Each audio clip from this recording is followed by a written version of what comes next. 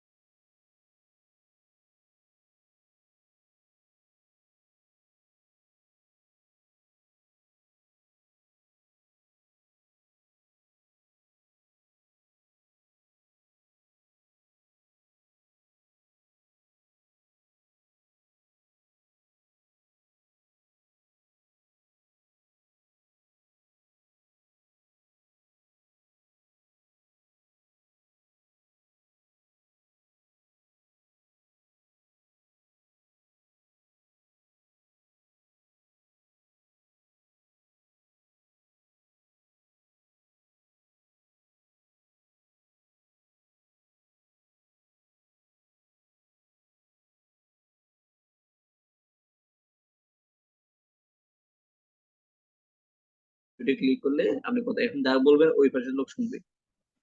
আবার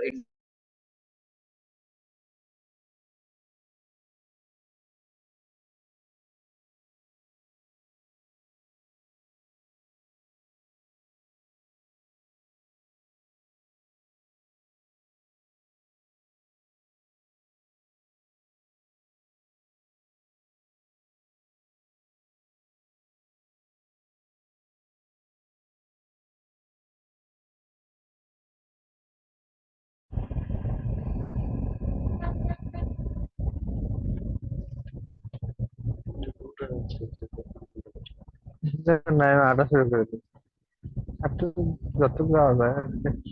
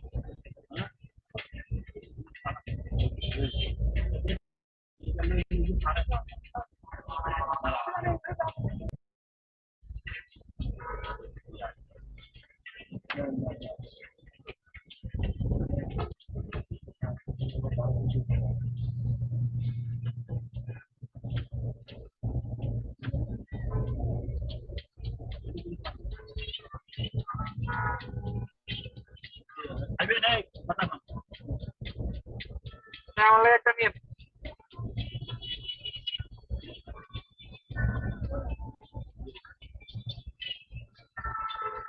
টাকা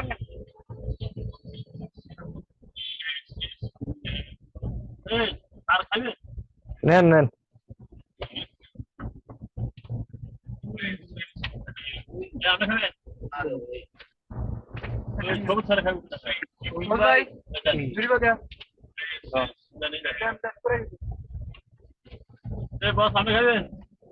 আর কে মামুন ভাই নিচে নিচে আর কে ভাই একটা আমার আবার তুই বান নাই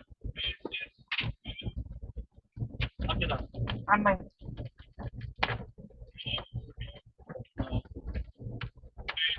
কত আছে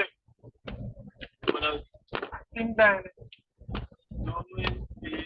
তিনটা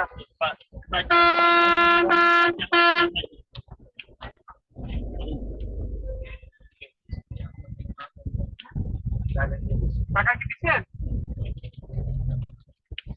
লাগে ভাই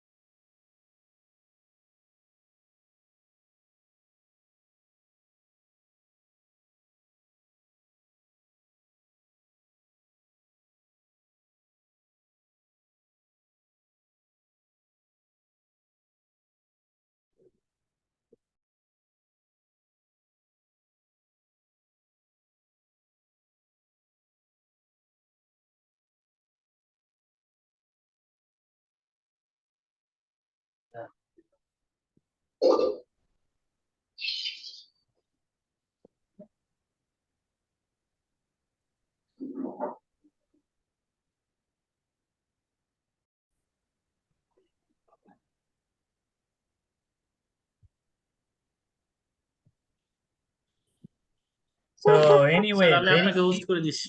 okay, thank you so much. Very few of you have seen that email, but please put down your hand. So my name is Ziaul.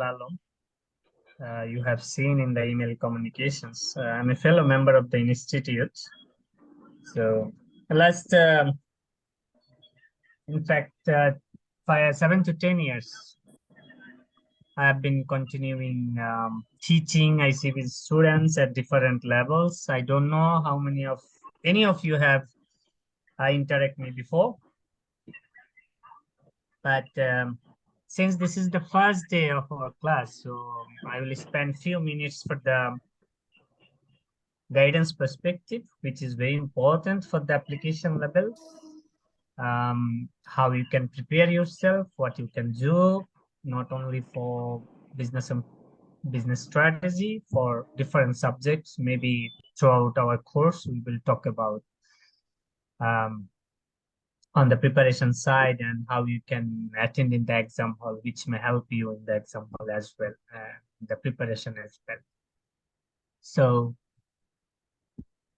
the first class, I prefer not to learn so many things. Rather, if you can learn tools and techniques for study and educations, which will eventually help you to complete your syllabus a lot. So I have been working in a MNC, which is Japan Tobacco International, last 3 years. Before that, I worked in many different local and international organizations, like, ACI, Twin Malls, Grameenphone, Bragg Bank, Itcall, Crown Cement, and now in JTI. So many, although I don't have big bulk of experience. I'm having almost 15 years experience in my corporate career, but mostly I try to put my footprint in a very good organization so that I can learn and relearn and utilize my potentials for that organizations.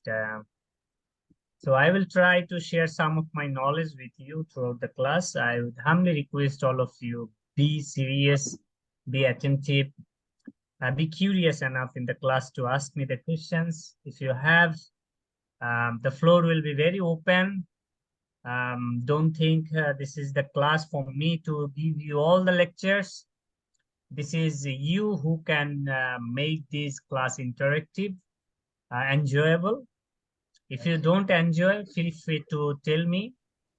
I will try to change my style, the way you want me to give the lecture, because at the end of the day, you are the user, you are the students who will listen and learn something from me. So if I don't care your concern, so there is no point of taking class for 3 hours and then talking too much here.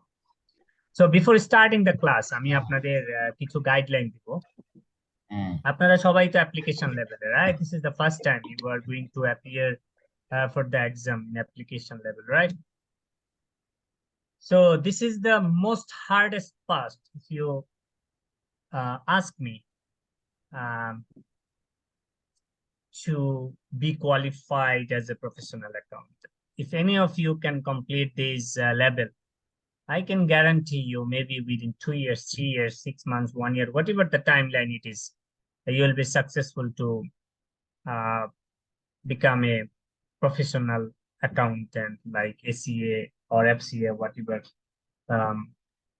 you say. Maybe it will be only the time you need to wait to get the accreditation. But the most important thing, you have to remember a few things. Number one, you have to be very disciplined in this level. First. Second, this is the level where you will get all the case-based questions. You need to have a very strategic view in your mind to answer the questions, as well as you need to have a very what would I say, structure handwriting skill to complete your answer script. In fact, third is basically you need to know how to structure a question, answer, how to structure a concept. Before writing anything, make sure you understood the concept and you make your mind how you are going to draw the pictures. Especially like the subject strategy is not something you start writing whatever you feel like. For strategy, when you will read something, when you will read a literature, and when you will be asked to answer by applying a model in the exam hall, your job is to assimilate the relevant informations from the case. Second, you need to understand how to fit that information into the model. Third, you need to understand how to structure the concept. Fourth, you need to articulate the way you want to tell your story. So these 4 things is very much important for all of you. And if I talk about how you can start your preparation, first, you need to see few first year questions, how ICB is going to assess you, and on the basis of what. This is the first thing. So we will see few questions today before starting the lecture, because it is my style to discuss with the students what will be their question pattern. And if you know your question pattern, you will feel comfortable to prepare yourself. And I also be able to guide you the way you want to prepare yourself for the exam. So I will try to build up the relationship between these 2 things, which is very important. So your first job is to see the few first year questions to understand the question pattern. Second, you need to understand how many concepts or methods are being described in the manual. Because most of the questions, if you see the questions, you will find the examiner have been asked you to describe something based on or following certain methods, which is very fundamental and which is prerequisite to understand before you start writing anything in answer script. So আমি আপনাদেরকে যেটা বলবো সেটা হচ্ছে যে আপনার বইয়ে যতগুলো মডেল আছে, you will have to go through each and every model. I will try to touch those models. Third thing, who is speaking there?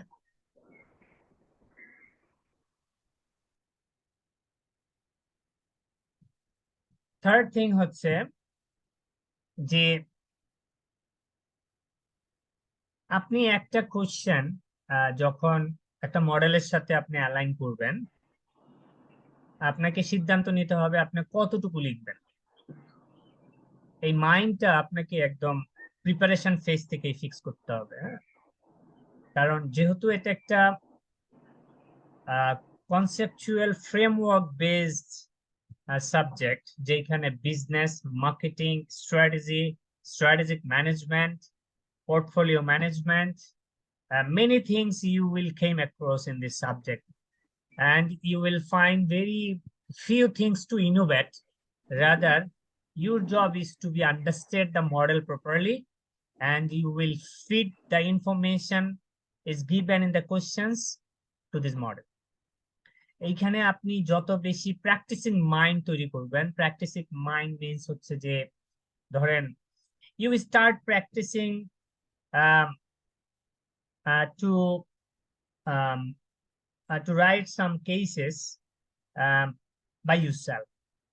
এখানে আপনি যত কেস নিজে লিখার প্র্যাকটিস করবেন, আপনি তত বেশি এফিশিয়েন্ট হবেন এবং আপনি তত বেশি স্কিলড হবেন how quickly you can extract information from the question, and how quickly you can feed those informations into the model.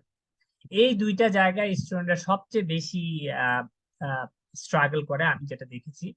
তো সেক্ষেত্রে আমাদের যেহেতু ধরেন ইংলিশ মাদার ল্যাঙ্গুয়েজ না, ওইখানে আমাদের একটা বড় ধরনের চ্যালেঞ্জ আছে। আপনারা কি আমাকে শুনতে পাচ্ছেন ক্লিয়ারলি? জি, শুনতে পাচ্ছি।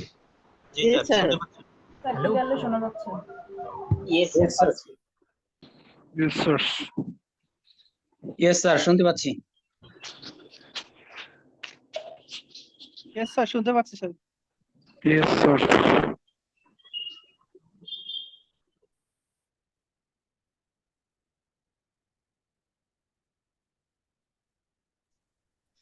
এখন শোনা যাচ্ছে না। যে যত বেশি এই প্র্যাকটিসিং মাইন্ডসেটটা স্কিল হবে, অনেক লাগে সমস্ত জায়গাগুলোতে হেল্প করার জন্য। আমি in fact I am sorry, I don't know who is my co-teacher with me. I could not manage time to look into the circulations, but definitely I will keep touch on my co-teacher so that we can create the balance situation for you to complete the course content and the other requirements. But আমি যেটা observe করি সেটা হচ্ছে যে ক্লাসে আমরা অনেক সময় কেস লিখতে দেই, বলি যে আপনারা একটু লিখে আমাদেরকে ইমেইলে দেন, আমরা চেষ্টা করব আপনাদেরকে গাইড করার জন্য where you can improve. But এই কেস লিখতে দিলেই দেখা যায় যে স্টুডেন্টের আর তেমন একটা খুঁজে পাওয়া যায় না। But remember one thing, I am not going to attend the exam, or I'm not going to write the case in the exam hall. It is you who will go to the exam hall and you will be asked to write something there. So আপনি হয়তো আমাকে ফাঁকি দিতে পারেন, আমার সাথে হয়তো আপনি ধরেন কোঅপারেট না করলে at the end of the day I will not be the loser. You are the one who will lose everything. So আমি আপনাদেরকে বলবো যে লাইফে time is very important. You will not get the unlimited time, so definitely you have career objective, you have aspirations, your family has dream for you, and your family wants you to you in a very good position in your future. So put your best effort here, utilize your time the best possible way as much as you can. I'm guaranteeing you will be successful very soon. Your hard working will reward you, but if you don't take this matter seriously today, you will have to suffer the whole life. I'm telling you, I mean it. That day you will see your friend or your classmate in a very good position in the corporate world or in a business world, but you will look at them and think, I was also there in the application level that time. But this will be very unfortunate thing. তো আমি যেটা আপনাদেরকে বলি সেটা হচ্ছে, don't think if you are weak in English and if you are afraid that you cannot be successful. I'm telling you, if you start practicing today, before appearing in আসসালামু the আলাইকুম exam, sir. you sir will be আমাদের এটা তো fantastic. Application লেভেলের না মনে হয়, যদি আমার ভুল না হয়ে Undoubtedly, থাকে। believe me. Just start writing, start reading, and maintain a very disciplined life. At least 6 to 7 years. Be in the study table. Be in the study table. That you will find this will work as a magic. I always tell to my students, courage and confidence works as a magic all the time. So আমি যেই basic guidance গুলি আপনাদেরকে দিলাম, I don't know how many of you have written. Definitely the voice recording will be there. I will keep it and post it in online so that you can see and listen if you think necessary for you.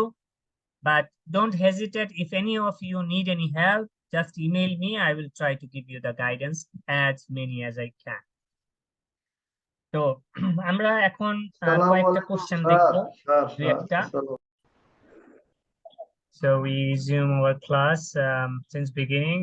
So let's see, as we discussed, we want to see few questions before starting the subject matter content. So that would be easy for us to understand the way we should study.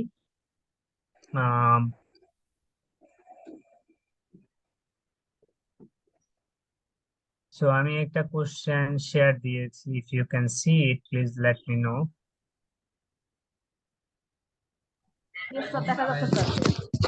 Sir দেখতে পাচ্ছি। Very good. So we will just the contents of the questions. We will not read the details part of it. Just to have the understanding what are the what the question pattern is all about. Because when we will go through our manual or the subject contents, then so that we can understand basically what we should read, what we should not, what we should learn, what we should not, what we should prioritize, what we should give less priority. So the person or the students who can prioritize well, he or she can successful quick. So prioritization is very important. At a boye, you will find 200, 300, 400 pages, thousands of lines, millions of sentences. But if you can identify the most important one, and if you can prioritize them, you are the true one who is going to successful at the quickest possible time. So আমি আপনাদেরকে বলবো from my experience, my point of view, how many pages or how many sentences are redundant for you from the business strategy book, so that you can help yourself as well. But you should have developed your own strategy, because your strategy is going to help you in your exam hall. I will not be there. Maybe I can tell my strategy that I followed in my examination. But you need to adopt that strategy, and that strategy should be adjusted with your one, which is very important. আমি সবসময় স্টুডেন্টদেরকে বলি, never copy and paste anyone's strategy in your life or in your study. Always follow someone, but it doesn't necessarily that you will have to follow each and every seconds the person you are following. Following means you will take the good part from it and you will convert it within yourself the way you want to roll out them, and which will be very effective method to apply. সেই জন্য আমি সবসময় বলি যে definitely আপনি কোনো একজনকে inspiration হিসেবে ফলো করবেন, the person you most like, এবং তার ভালো দিকটা যে তার স্ট্র্যাটেজিটা যে আপনার জন্য ফিট হবে, নট নেসেসারিলি, বাট সেই ভালো জিনিসটা যদি আপনি আপনার মতো করে অ্যাডজাস্ট করে নেন within yourself, that is gonna to be work, and that we call the practicable action oriented strategy. হ্যাঁ, তো আমরা যদি কোশ্চেনটার দিকে একটু তাকাই, মনে রাখবেন যখনই কোনো কেস সামনে আসবে বা যখন কোনো কোশ্চেন সামনে আসবে, before reading the background, make sure you have seen the requirement of that question. আগে রিকোয়ারমেন্ট দেখবেন, তারপরে কেস পড়বেন। কাজে আপনার জব কি? আপনার জব হচ্ছে রিকোয়ারমেন্ট অ্যান্সার করার জন্য যা যা রিকোয়ার্ড ইনফরমেশন দরকার সেগুলো এক্সট্রাক্ট করা কেস থেকে এবং সেগুলোকে অ্যাসিমিলেট করা বাই রিকোয়ারমেন্ট ওয়াইজ। সুতরাং আপনি যদি রিকোয়ারমেন্ট না পড়ে কেস পড়েন, is wastage of time. You need to read the case multiple of time. আপনি মনে রাখবেন আপনার পরীক্ষা কতক্ষণ? 3.5 ঘন্টা স্যার। 3.5 ঘন্টা। এর ভিতরে 30 মিনিট দেওয়া হবে আপনাকে পড়ার জন্য কেস, তাই না?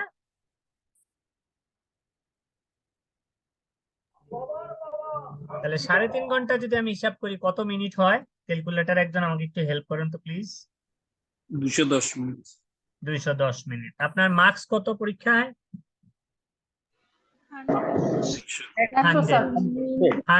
100 হলে প্রতি মার্কসের জন্য কত মিনিট সময় আছে আপনার হাতে? 2 minute 10 second, 2 minutes and 10 seconds. Effectively, you will get 1.5 minutes, right? সুতরাং একটা কোশ্চেন যদি হয় আপনার 20 মার্কসের, that means you have to complete this answer by 30 minutes, right? Yes, sir. So time management পরীক্ষার হলে আপনার ডেস্টিনি রাইট করবে, অনেকটা লিখে দিবে। এই জন্য আমি স্টুডেন্টকে সবসময় বলি যে আপনার 20 মার্কসের কোশ্চেন আপনাকে 30 মিনিটস স্পেন্ড করতে হবে। সুতরাং আপনি সেই অনুযায়ী কোশ্চেনের লেন্থ ডিটারমাইন করেন, আপনি কতটুকু লিখবেন এবং কি লিখবেন। সেকেন্ড হচ্ছে যে আপনার কোনো কোশ্চেনে যদি আপনার 4 থেকে 5 মিনিট বেশি সময় লেগে যায়, তাহলে আপনাকে প্ল্যান করতে হবে কোন কোশ্চেনে আপনি 5 মিনিট সময়কে টেনে আনবেন, বা 2টা কোশ্চেনে বা 3টা কোশ্চেনে আপনাকে অ্যাডজাস্ট করতে হবে। বাট আপনি যদি এরকম টাইম রিলেশনশিপ করে যদি আপনি কোশ্চেনের অ্যান্সার করেন, তাহলে আপনি মোটামুটি ধরনের এভারেজ লেভেল অফ এক্সামিনেশন পরীক্ষায় দিতে পারবেন, দ্যাটস ফর শিওর। যে আমি যেটা বিশ্বাস করি, কোন পার্সন যদি এভারেজ রাইট আপ পরীক্ষার হলে দেয় সব কোশ্চেনে, সে ফেল করার কোনো রিজন নেই। তো আমিও যেহেতু আপনাদের এই একই সিলেবাসে পড়াশোনা করা, 2010-এ আপনার এই সিলেবাস প্রথম অ্যাডপ্ট করে ICW, and I was the first batch of this course. So আমার হয়তো ধরেন একটু বেটার আন্ডারস্ট্যান্ডিং আছে যে ধরেন মানে ফার্স্ট মুভার হিসাবে কিভাবে প্রিপারেশন নিতে হয়েছে, সেই জায়গায় আমি আপনাদেরকে কিছু গাইডেন্স দিয়ে হেল্প করার চেষ্টা করছি। হ্যাঁ, সুতরাং প্রতি মার্কসের জন্য যেহেতু আপনার 2 মিনিট সময়, 2 minutes multiplied by your marks, এই টাইমের ভিতরে আপনাকে কোশ্চেন লিখে শেষ করে আসতে হবে। তো এটা আপনাদেরকে একদম আপনি খাতার ভিতরে লিখে রাখেন। এটার যেন কোনো ব্যত্যয় না ঘটে। এই কাজটুকু করতে যদি কেউ পারেন, সে পরীক্ষার হল থেকে 100% অ্যান্সার করে বেরিয়ে আসবেন। আমি শিওর আপনি 100 অ্যান্সার করলে পরীক্ষা আপনি পাস করবেন, যাই লিখেন না কেন। হ্যাঁ, 100% পাস অ্যানসার না করলে কি পাস করার সম্ভাবনা নাই?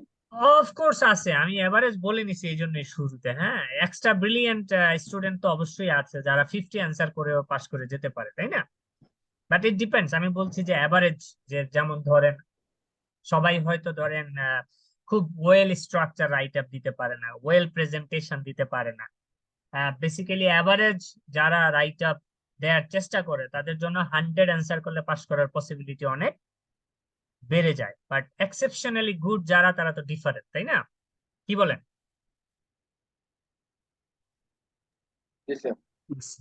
তো আমরা এই কোশ্চেনটা যদি দেখি, দেখেন এটা কোন এক সালের কোশ্চেন। কোশ্চেনের রিকোয়ারমেন্ট গুলো এরকম: define strategy, identify the competitive business strategic position. Competitive business strategic position and the basis for the positioning of building better.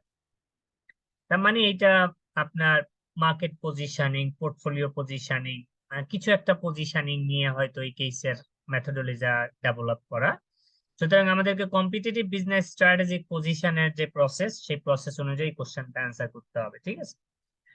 তো আমি যেটা বলি সেটা হচ্ছে যে আমি নর্মালি যেই প্র্যাকটিস করে থাকি সেটা হলো যে আমি পরীক্ষার শুরুতেই লুজ পেপার নিয়ে নিতাম।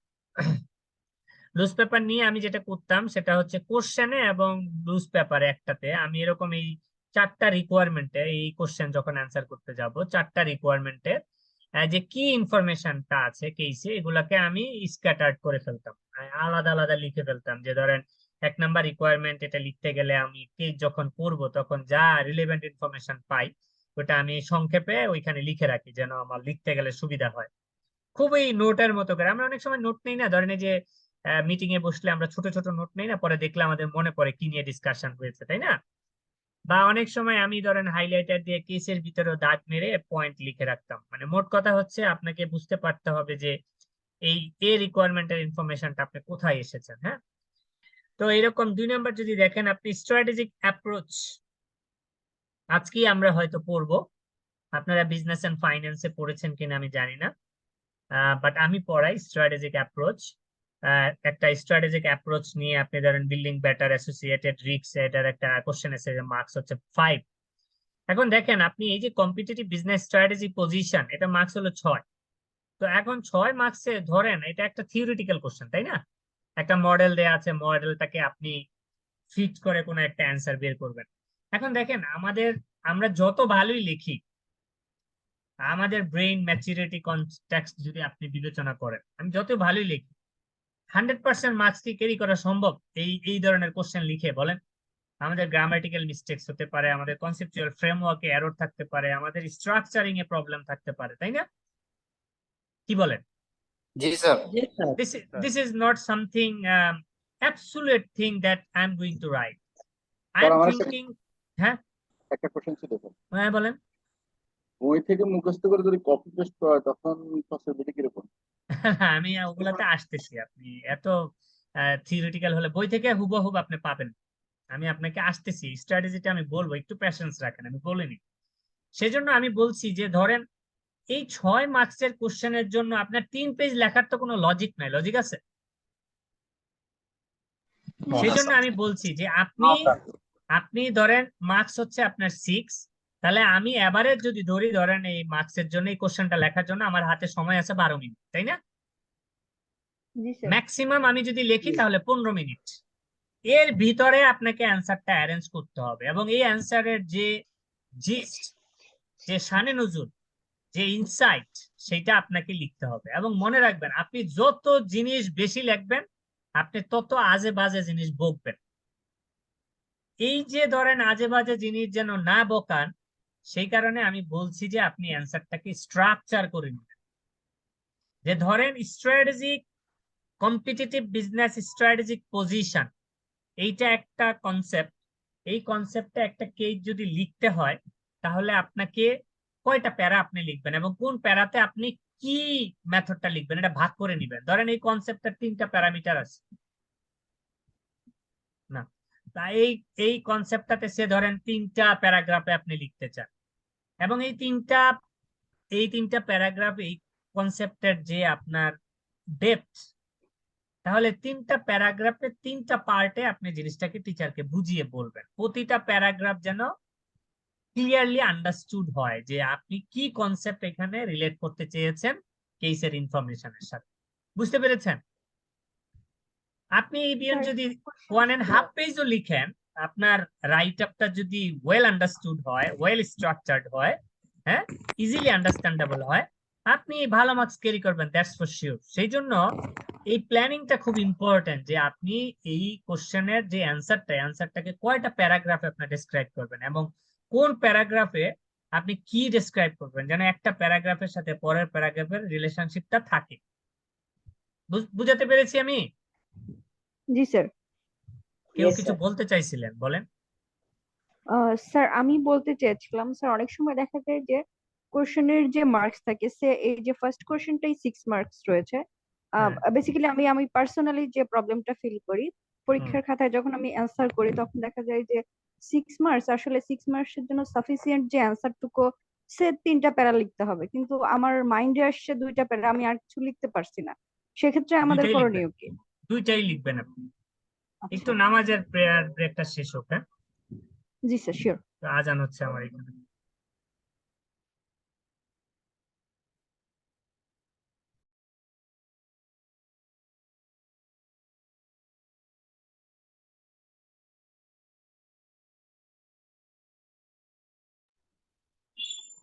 আসসালামু আলাইকুম স্যার। ওয়ালাইকুম সালাম। এটা আজান হচ্ছে, তো আমরা একটু ওয়েট করছি আজানটা শেষ হওয়া 15 মিনিট পর্যন্ত। সময় দেওয়া যায় নামাজ পড়ার জন্য স্যার? আমরা নামাজের ব্রেক দিব, আর একটু জি পরে স্যার, দিব। জি, thank you sir, thank you.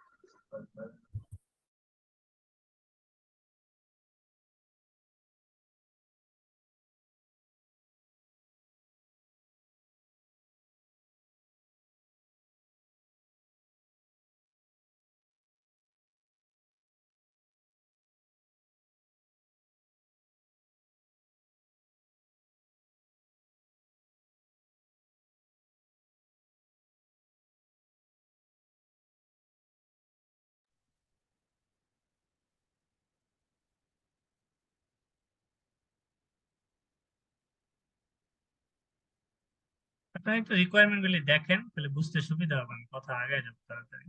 আজানের ফাঁকে একটু দেখেন।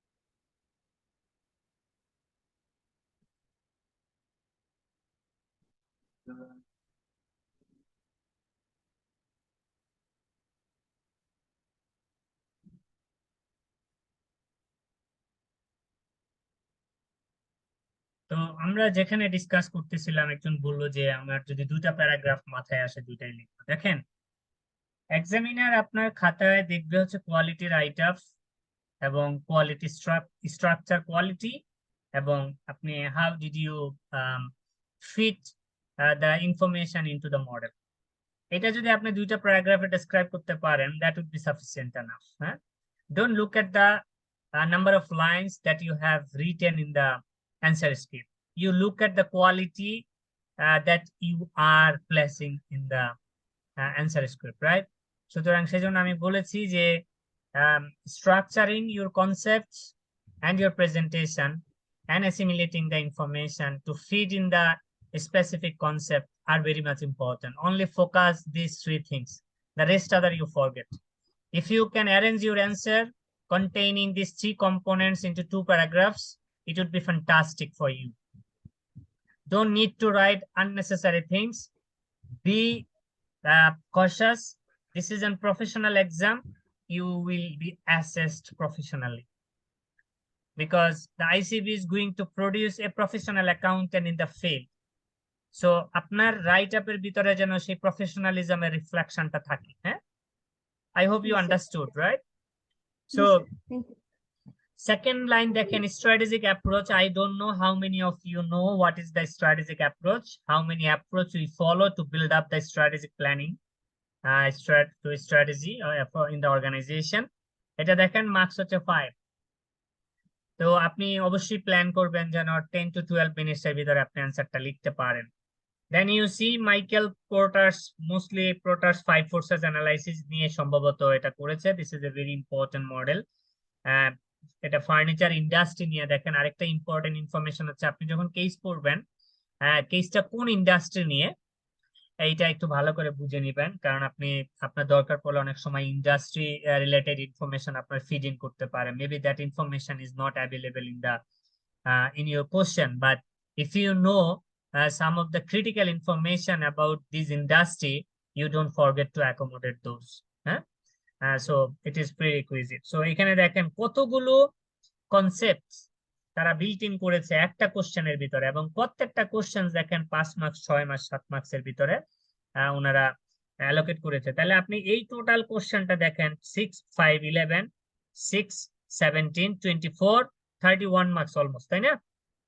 Big question. সো আপনি এইটার ভিতরে রেশনালাইজ করতে পারেন। তো এইরকম প্রত্যেকটা কোশ্চেনে দেখবেন আপনারা ভাগ করাই, যে পরের কোশ্চেনটা হয়তো কিছু ম্যাথমেটিক্যাল রিলেশনশিপ বিল্ড আপ করার কথা বলেছে, সেইখানে হয়তো দেখেন এই যে what is branding and why it is necessary. এবং কিছু কিছু কোশ্চেন আছে, আমি আপনাদেরকে বলি, কিছু কিছু কোশ্চেন আছে এটা লেখার জন্য কেস পড়ার দরকার। যেমন ধরেন what is branding and why it is necessary, এইটা লেখার জন্য আপনার কেস পড়ার দরকার নাই। আপনি কেস পড়তে পারেন যদি দুই একটা লাইন খুঁজে পান, ইটস ফাইন, বাট আপনার এটা ফ্রাস্ট্রেটেড হওয়ার কিছু নাই যে আমার এটা লেখার জন্য আমার কেসে কোনো information. What is branding, very generic question. Why branding is necessary, very generic question. You don't need to go through each and every line of the case to write this question, right? তাই না? তো এই ধরনের কিছু question পাবেন যেগুলাতে আমার এক ভাই প্রশ্ন করেছিলেন, you can give your generic statement here, একদম বইয়ের মতো করে হুবাহুব লিখে দিবেন। আমি কিছু টেকনিক আপনাদেরকে বলবো কিভাবে আপনারা অ্যান্সার কোয়ালিটিটাকে ইমপ্রুভ করতে পারেন। দুই একটা টেকনিক তো আমি অবশ্যই বলবো, বাট একটু ওয়েট করেন। এই 2 নম্বর রিকোয়ারমেন্টটা দেখেন, branding proposal for sunflower cosmetic limited. তার মানে নিশ্চয়ই এখানে সানফ্লাওয়ার কসমেটিক্স ইন্ডাস্ট্রি নিয়ে কোশ্চেন। তো সেইখানে নিশ্চয়ই কোন একটা ব্র্যান্ডিং প্রপোজাল আছে, আপনাকে সেই প্রপোজালটা তৈরি করতে বলা হয়েছে। তার মানে আপনাকে ব্র্যান্ডিং স্ট্র্যাটেজি শিখতে হবে কিভাবে ব্র্যান্ডিং প্রপোজাল তৈরি করে। 3 নম্বর দেখেন, sunflower cosmetics limited once amount one of the best film stars as brand ambassador. একজন, do you support this? Discuss with justification. তার মানে এই কেসের থেকে আপনি কিছু ইনফরমেশন নিতে হবে, প্লাস আপনার business acumen sense also needs to be applied here to answer this questions.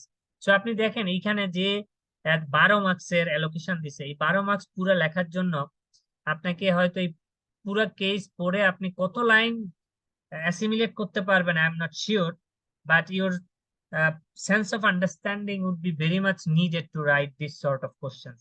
এখানে আপনার যার বিজনেস সেন্স যত ভালো কাজ করে সে তত লিখতে পারবে না। যে someone has raised her hand, Saima বলেন।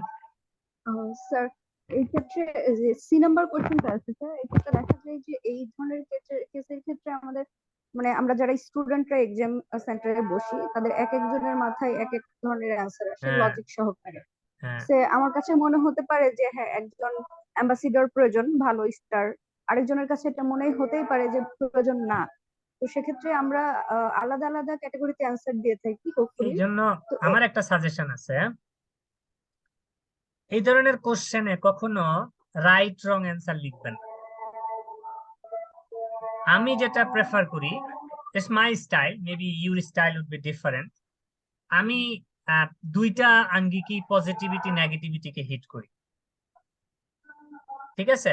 তারপরে আমি একটা কনক্লুশন টানার চেষ্টা করি যে এইরকম হলে এই চিন্তা করা যেতে পারে, বাট এখানে আরো বেশি ইনফরমেশন থাকলে হয়তো কংক্রিট কোনো সলিউশন দেয়া যেতে পারে। বাট এখানে আপনি বলাই উচিত না যে আপনি এখানে অ্যাম্বাসেডর নিবেন না। Be on the both side, positivity negativity explain করে আপনি জিনিসটা বুঝান যে একজন অ্যাম্বাসেডর নিলে কি পরিস্থিতি দাঁড়াবে, একজন অ্যাম্বাসেডর না নিলে কি পরিস্থিতি দাঁড়াবে। I think it would be wise answer if you ask me. আমি এই সমস্ত কোশ্চেনের ক্ষেত্রে আমি কোনো সাইড নিই না। তার মানে হচ্ছে স্যার এই সকল কোশ্চেনের ক্ষেত্রে আমাদেরকে পজিটিভ এবং নেগেটিভ দুইটা সাইডই সব আমি প্রেফার করতাম এইটাই, যে তাতে সবচেয়ে বড় সুবিধা হচ্ছে যে টিচার একটা জিনিস বুঝতে পারে যে হ্যাঁ একটা অ্যাম্বাসেডর যদি ব্র্যান্ড প্রমোটার হিসেবে হয় তাহলে আসলে কি ধরনের বেনিফিট আসার চান্স থাকে। সাইড বাই সাইড একটা ব্র্যান্ড অ্যাম্বাসেডর না হইলে কি ধরনের অপরচুনিটি লস হওয়ার চান্স থাকে।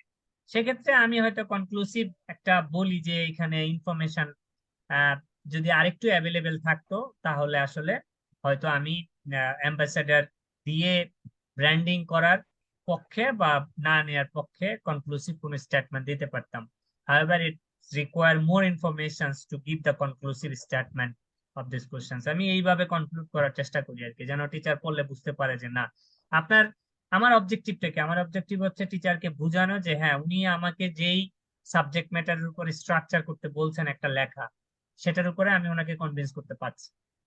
সুতরাং আপনার এফোর্টটা হওয়া উচিত এরকম। এখন এই ধরনের কোশ্চেন আপনি যদি লেখেন অ্যাম্বাসেডর নিলে রাইট, অ্যাম্বাসেডর না নিলে এটা রং, তাহলে আপনি আসলে ট্র্যাপে পড়ার একটা সুযোগ থেকে যায়। কি বলছি বুঝছেন? একজন টিচার দেখলো যে না এটা তো ভুল, তার চেয়ে বেটার আমি এই ধরনের ডাবলে থাকি। ডাবলে থাকলে টিচার বুঝলো যে না তার আন্ডারস্ট্যান্ডিং ক্লিয়ার, পজিটিভিটি নেগেটিভিটি দুই দিকে সে কভার করেছে। জি স্যার। এটা আমার সাজেশন এরকম হয়। স্পেসিফিক্যালি এই কোশ্চেনটার ক্ষেত্রে মানে অ্যাম্বাসেডর অ্যাপয়েন্ট করার এগেইনস্টে মানে কি লেখা যেতে পারে যদি ছোট দুই একটা হিন্ট ওইটা দিতেন? আমরা যখন ক্লাসে যাব আমরা তখন আমরা আলাপ করব। হ্যাঁ, এই মুহূর্তে এটা নিয়ে কমেন্টস করা এই লেভেলে এটা ইটস টু আর্লি। হ্যাঁ, আপনারাও ক্লাস করতে থাকেন, আমরা যখন এগুলো নিয়ে দেখবো আপনি দেখবেন আরো ম্যাচিউর হবেন। হ্যাঁ, তখন আপনার ব্রেনও ম্যাচিউর হবে, বললে বুঝবেন। অ্যাম্বাসেডর তো বুঝেন, ব্র্যান্ড অ্যাম্বাসেডর জি তো বুঝেন। আচ্ছা, জি ওগুলো স্যার। হলে আমরা তারপরে আলাপ করবো। হ্যাঁ, জাস্ট ওয়েট এন্ড সি। আজকে আমরা জাস্ট কোশ্চেনটা বোঝার চেষ্টা করতেছি, কি ধরনের কোশ্চেন আসে আমরা দেখার চেষ্টা করতেছি। একটু দেখেন 2 নম্বরে একটা ইনভেস্টমেন্ট ভ্যালু ক্যালকুলেট করতে বলেছে, নেট প্রেজেন্ট ভ্যালু। এটা তো আপনারা খুব ভালো এক্সপার্ট, যদিও বিজনেস স্ট্র্যাটেজিতে এই ধরনের কোশ্চেন খুবই কম আসে, তারপরও আসছে। বাট এটা নিয়ে আলাপ করার কিছু নাই, very plain and simple answer. আপনাকে এনপিভি বের করতে হবে এবং অ্যান্সার করতে হবে। সেইখানে আপনাকে একটা থিওরিটিক্যাল কোশ্চেন হয়তো দিয়েছে যে appropriate calculation based on western division and rejected investment, the immediate return on capital employees as a divisional performance measure. এটার উপরে হয়তো আপনাকে একটা কিছু লিখতে হবে আর কি। তো এরকম কিছু ম্যাথমেটিক্যাল কোশ্চেন্স ইদানিং আমি দেখি মাঝে মধ্যে আসে, বাট এটা ভেরি কমন টু ইউ। এইখানে দেখেন, এইখানেও আপনার 3 3 6 দেখেন কত বড় কেস, মার্কস দিছে 6। টোটাল কোয়ালিটি ম্যানেজমেন্ট নিয়ে, হ্যাঁ দেখছেন, টোটাল কোয়ালিটি ম্যানেজমেন্টের উপরে 6 মার্কসের কোশ্চেনের জন্য এত বড় থিওরি পড়ে লেখা খুব মুশকিল। এখন দেখেন evaluate how the quality team works XY auto company improve quality. এটা অবশ্যই আপনাকে কেস পড়েই লিখতে হবে, কারণ স্পেসিফিক এই কোম্পানি নিয়ে এই কেস, কিন্তু মার্কস কিন্তু 3। What are the steps to be taken to implement total quality management in industry in Bangladesh?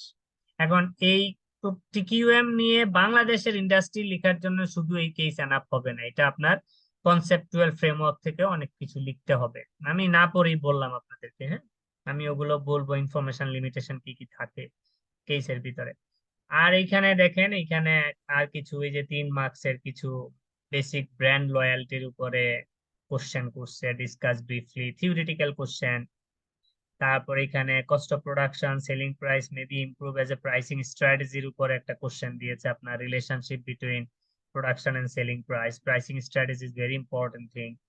তারপরে দেখেন এখানে ডিফারেন্সিয়েশন, প্রোডাক্ট ডিফারেন্সিয়েশনের উপরে, মার্কেট পজিশনিং, মার্কেট সেগমেন্টেশন, এগুলোর উপরে 3টা ডেফিনেশন লিখবেন। অপারেটিং টার্ন অ্যারাউন্ড স্ট্র্যাটেজি কিরকম, BCG matrix, Boston consulting group matrix এর উপরে, প্রত্যেকটাই 3 3 করে। তো এগুলো যেহেতু আপনার ধরেন এই ধরনের কিছু থিওরিটিক্যাল কোশ্চেন আসে, সেই কারণে আমি স্টুডেন্টকে যেটা বলি সেটা হচ্ছে বইয়ের ভিতরে যতগুলো ডেফিনেশন আছে, যতগুলো ডেফিনেশন গুলো সব মুখস্থ করে ফেলবেন। এটা হলো একদম আজকে প্রথম স্ট্র্যাটেজি বললাম আপনাদেরকে। আপনাদের বইয়ে যতগুলো ডেফিনেশন আছে ডেফিনেশন গুলি একদম বইয়ের মতো করে লিখে ফেলবেন। শুধু এইটুক কাজ যদি করতে পারেন আপনার রাইট আপ 50% স্ট্রাকচার হয়ে যাবে, আই এম গ্যারান্টিং ইউ। বইয়ে যতগুলো ডেফিনেশন আছে ডেফিনেশন গুলি মুখস্থ করে ফেলবেন, আপনার রাইট আপ 50% অ্যাকুরেট লেভেলে চলে আসবে। ঠিক আছে, এটা অবশ্যই আপনাদেরকে করতে হবে, এটা লিখে রাখেন। তাহলে এটা একটা কোশ্চেন আমরা দেখলাম, আর একটা কোশ্চেন আমরা দেখি, তারপরে আমরা আজকে কন্টেন্টে যাব। স্যার এটা কোন ইয়ারের কোশ্চেন ছিল? এটা সম্ভবত 2022 2022 এর মার্চের। 22 সম্ভবত। March April 2022 hmm. Sir, March April 2022। হ্যাঁ, ওই তো আপনাদের কেউ জিজ্ঞেস করছে, দেখে নিন। আমি এমনি র্যান্ডমলি দেখাচ্ছি, নট নেসেসারিলি আপনাকে ওই ইয়ারের কোশ্চেনই দেখতে হবে, বাট আমি এমনি দেখাচ্ছি যে আইডিয়ার জন্য। আমরা অনেক কেস করব, তখন দেখতে পাবেন আরো কত কোশ্চেন আছে। একই কোশ্চেন আমি বারবার করতেছি কেন? আম,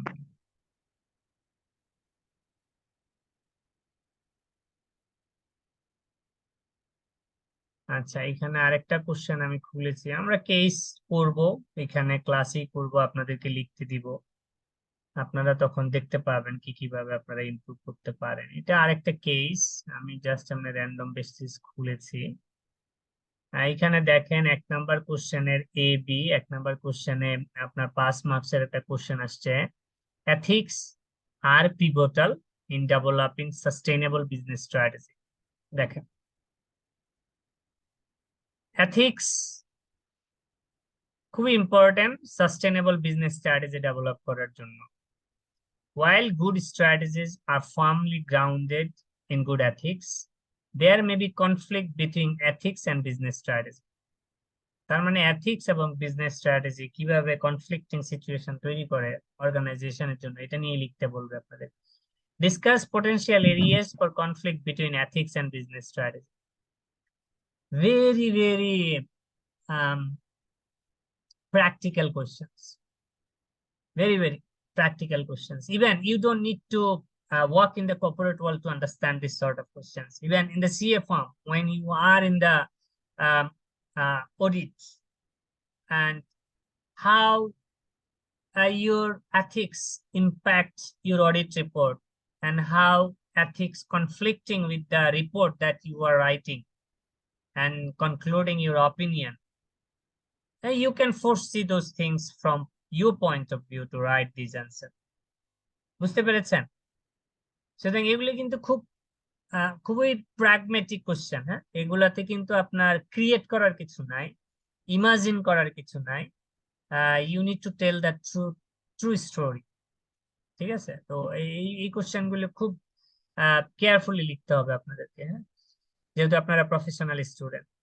তো এখানে আরেকটা কোম্পানি রিলেটেড একটা বি নাম্বার রিকোয়ারমেন্টে কিছু ইনফরমেশন দেখি। স্ট্র্যাটেজি 1, স্ট্র্যাটেজি 2 রিকোয়ারমেন্টে কি লিখছে দেখেন। Identify the position of each of the following stakeholders group.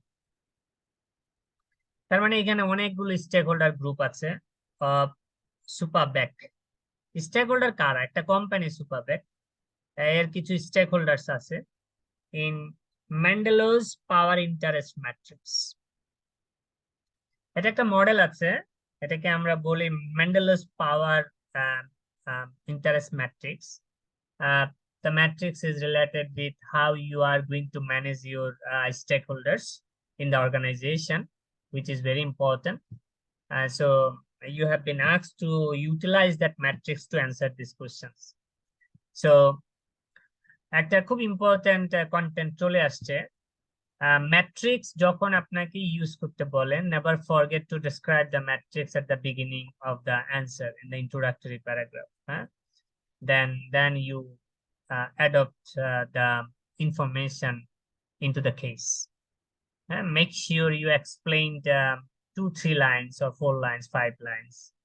What is the concept is all about, like Mandela's power interest matrix. What is power interest matrix? Where you utilize it?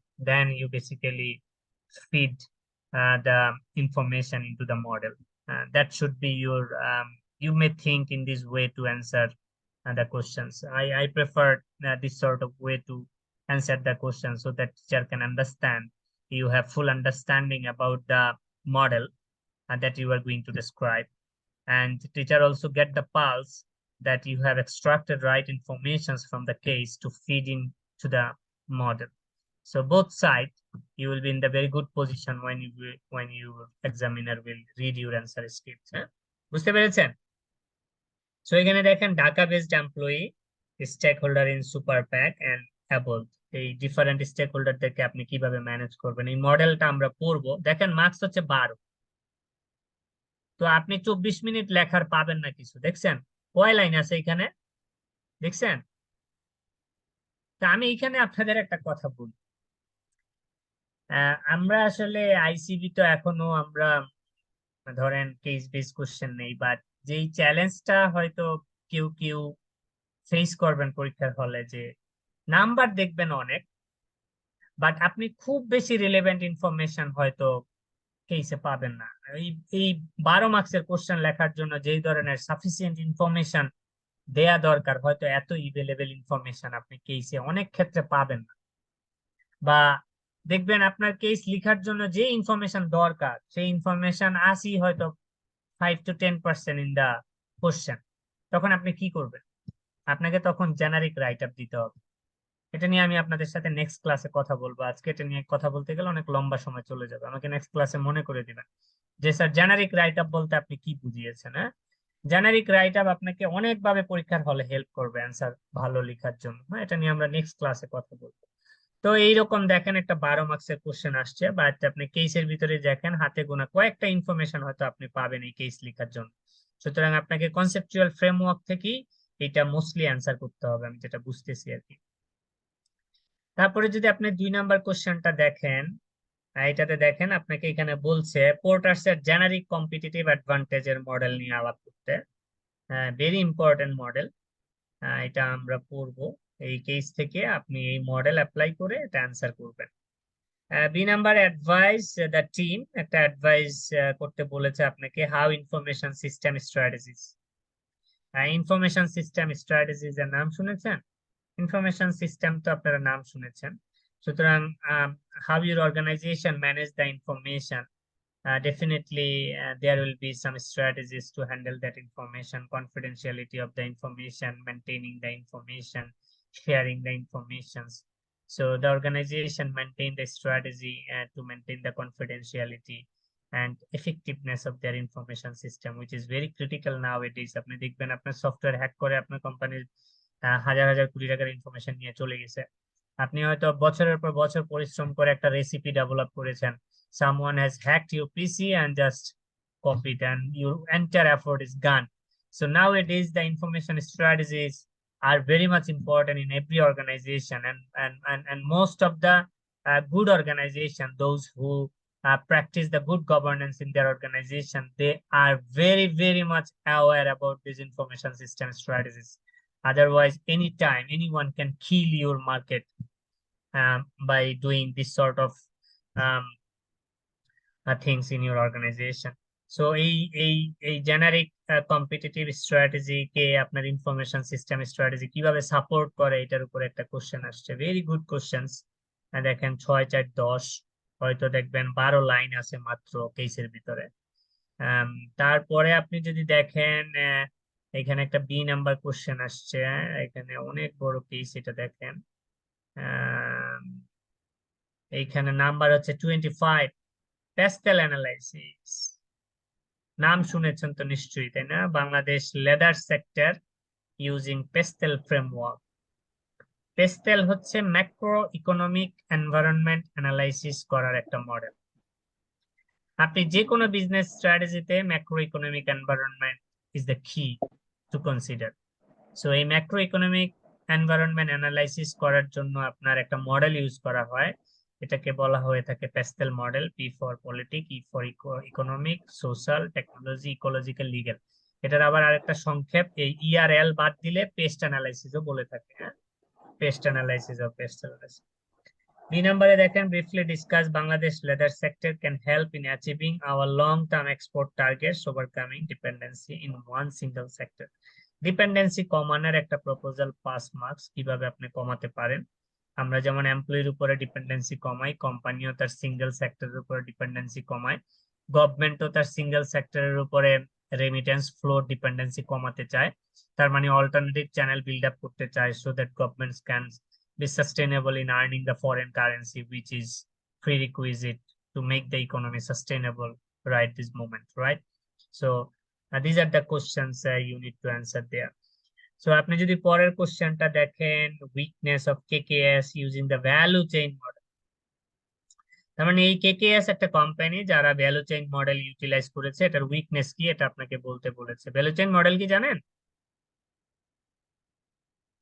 পড়েছেন তো নিশ্চয়ই value chain model. আমরা আলাপ করব, না পড়ে থাকলেও আমরা এখানে শিখবো ভ্যালু চেইন মডেল স্যার কিভাবে পড়েছি স্যার। কিভাবে হ্যাঁ, অ্যাপ্লাই পড়া করে আমরা শিখবো। হ্যাঁ, তারপরে আপনি দেখেন এই যে এরকম কিছু কোশ্চেন্স ই কমার্স নিয়ে আসতেছে কেকেএস এর ভ্যালু চেইনের ভিতরে। এখানে নাম্বার দেখেন 318 মার্কস আসছে এখানে। তো এই 3 নাম্বার কোশ্চেনে দেখেন এখানে কিছু হ্যাঁ বলেন। একটু ইন্টারফেয়ার করলাম স্যার, সেটা হলো বেলুসেন মডেল আমার যখন যে স্টেপগুলি মনে হয়েছে বা জেনারেলি যদি আমি অ্যান্সার করে দিয়ে আসি, অনেক সময় টাইমে প্রবলেম হয় এই ধরনের কোশ্চেনগুলোতে, তখন এটা কি ভিতরে কম লিখবেন, কম্পোনেন্ট সবগুলো টাচ করে দিয়ে আসবেন। Okay sir. মানে যেমন ধরেন আপনি এখানে 10 লাইন লিখতেন, আপনি 5 লাইন লিখেন, বাট ভ্যালু চেইন মডেলের যেই কম্পোনেন্ট গুলো বলা আছে সেগুলো টাচ করে দিয়ে আসেন। 1 লাইন 2 লাইন করে লিখে হলো টাচ করে দিয়ে আসবেন। জি স্যার, আমি ওই যে বেলুসেন মডেলে শুধু কম্পোনেন্ট গুলো লিখে একটা লাইন করে হয়তো বা এর বেশি হ্যাঁ, লিখতে পারি। মানে আপনি কন্টেন্টটা কভার, মডেলটা পুরো কভার টাচ দিয়ে আসবেন আর কি, সময় না পেলে অ্যাটলিস্ট টাচ দিয়ে আসবেন। এখানে দেখেন এই যে ডেফিনেশন আসছে কিছু, এখানে যেমন ফ্র্যাঞ্চাইজিস, চেঞ্জেস অফ দি পাপ্রিকর্ন ইজ কনসিডারিং, এগুলো এখানে একটা মডেল আছে, এই মডেল থেকে এগুলো খুঁজে বের করতে হবে। Potential barriers, propose change from ফ্র্যাঞ্চাইজিসে কি চেঞ্জ আসবে, রেস্টুরেন্ট স্টাফ নিলে কি হবে, কাস্টমার নিলে কি হবে, এগুলো এখানে ইন্ডিকেশন দেয়া আছে, ওইখান থেকে এক্সট্রা করতে হবে। Prepare a draft blueprint of Capricorn detailing how the company deal with the changes, menus and names. তার মানে কোম্পানি হয়তো কিছু মেনুজ এবং নেইমে চেঞ্জ করতে চাচ্ছে, এটার একটা ব্লুপ্রিন্ট তৈরি করতে বলেছে, ড্রাফট করতে বলেছে আপনাকে। কি কি করবেন, মানে মেনু এবং নেম যদি আপনি চেঞ্জ করতে চান। 2 নাম্বার রিকোয়ারমেন্টে communicate successfully the changes to customer, এবং যেই ব্লুপ্রিন্টটা আপনি তৈরি করবেন সেই ব্লুপ্রিন্টের ভিতরে তো আপনাকে কমিউনিকেশন মুডটা থাকতে হবে, যে আপনার রিলেভেন্ট স্টেক হোল্ডার যারা আছে তাদেরকে আপনি কিভাবে কানেক্ট করবেন, কিভাবে প্রসেসটা রোল আউট করবেন। সেটা 4 নাম্বার রিকোয়ারমেন্টে আপনাকে বলেছে লিখতে। এটা খুবই প্র্যাগমেটিক একটা কোশ্চেন, যেটা আপনার কেস থেকে ইনফরমেশন নিয়ে লিখতে হবে, এবং কিছু কিছু আপনার বিল্ড করতে হবে, নিজের থেকে কিছু বিল্ড করতে হবে এটা লেখার জন্য। বিস্কিট ইন্ডাস্ট্রি নিয়ে, সবার পছন্দের ইন্ডাস্ট্রি বিস্কিট ইন্ডাস্ট্রি সবাই খান নিশ্চয়ই। অনেকগুলো সলিউশন দেয়া আছে, সলিউশন 1 to 3 রিকোয়ারমেন্টে বলছে explain the circumstances in which would be the appropriate to use, evolutionary change, big bang change. তার মানে এখানে 3টা সলিউশন মডালিটি দেয়া আছে, আপনাকে বলতে হবে কোন সলিউশনটা অ্যাপ্রোপ্রিয়েট। তার মানে প্রত্যেকটা সলিউশন নিয়ে আপনাকে কথা বলতে হবে, পজিটিভ নেগেটিভ বলে আপনাকে একটা কনক্লুশন টানতে হবে, কেন আপনি 2 নাম্বারকে পছন্দ করছেন বা 3 নাম্বারকে পছন্দ করছেন। একটা গ্রাউন্ড দিতে হবে, বা গ্রাউন্ড দিতে গেলে আপনার এগুলো সবগুলারই পজিটিভিটি নেগেটিভ দুই দিকই বলে আসতে হবে। হ্যাঁ, তারপরে evaluate each of the 3 solution proposed by আর একই কোশ্চেন দুইবার, বুঝছেন আপনি, এটা খুব ডিফিকাল্ট হবে লেখা, উপরের লিখতে গেলেও আপনাকে একই জিনিসই লিখতে হবে, কাজে আপনাকে একটু ডিফারেন্সিয়েট করতে হবে আর কি এক আর দুইয়ের ভিতরে, বাট দুইটার অ্যান্সার প্যাটার্ন অনেকটা কাছাকাছি, তাই না? দেখেন আপনি যদি এখানে বলেন যে which it would be appropriate to use, তো কোনটা অ্যাপ্রোপ্রিয়েট যদি লিখতে হয় তাহলে 3টা নিয়ে তো আলোচনা করে বলতে হবে, তাই না? Yes sir. না একটা নিয়ে আলোচনা করে আপনি বলে দিবেন যে এটা অ্যাপ্রোপ্রিয়েট? না, 3টা নিয়ে আলোচনা। আবার যদি আপনি 2 নম্বরে দেখেন evaluate each of the 3 solution proposed by R, একই অ্যান্সার 2 জায়গায়, তাই না? তো এই কোশ্চেনের আমি প্যাটার্নটা আপনাদেরকে দেখালাম এই জন্য যে আমরা যখন ধরেন আপনার কন্টেন্ট করতে যাব, আমরা যেন আপনার দেখলে বুঝতে পারি যে আমাদেরকে এই মডেলটা এইভাবে চিন্তা করতে হবে, আমরা পরীক্ষায় এই ধরনের ইনফরমেশন পেতে পারি, আমরা তখন এইভাবে লেখা শুরু করব। হ্যাঁ, আমরা একটা আইডিয়া নিলাম, আমাদের পড়ার স্ট্র্যাটেজিটা হবে এরকম, আমরা একটা চ্যাপ্টারের যে সমস্ত কন্টেন্ট আছে সেগুলো আমরা প্রথমে গো থ্রু করব, তারপরে আমরা ওই কন্টেন্টের একটা বা দুইটা কেস আমরা ক্লাসে সলভ করব, বাকিগুলি আপনারা বাসায় করবেন। আমি যতগুলো চ্যাপ্টার পড়াবো আমি চেষ্টা করব ম্যাক্সিমাম কনসেপ্ট যেগুলো পরীক্ষায় আসে সবগুলিরই একটা করে কেস সলভ করার, আর হয়তো 2-1টা কেস আমি আপনাদেরকে দিব বাসায় বা এখানে পরীক্ষা হিসাবে আপনারা লিখবেন, আমাকে খাতা পাঠালে আমি আপনাদেরকে দেখে দিব। হ্যাঁ, তো আমরা আজকে ইন্ট্রোডাকশন নিয়ে শুরু করব। আমরা একটু নামাজের ব্রেক নিব, নামাজ পড়ে তারপরে আমরা আসবো, ঠিক আছে? Okay sir. আমরা এখন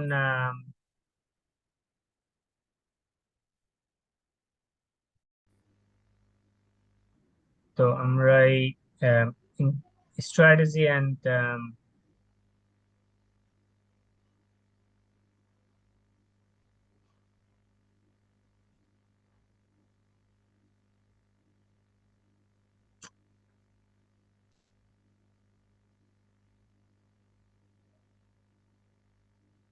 ওরে বাবা,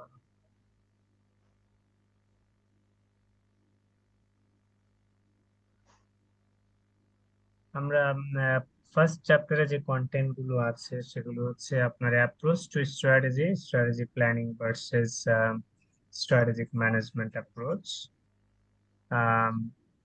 the role of the leader in strategic management,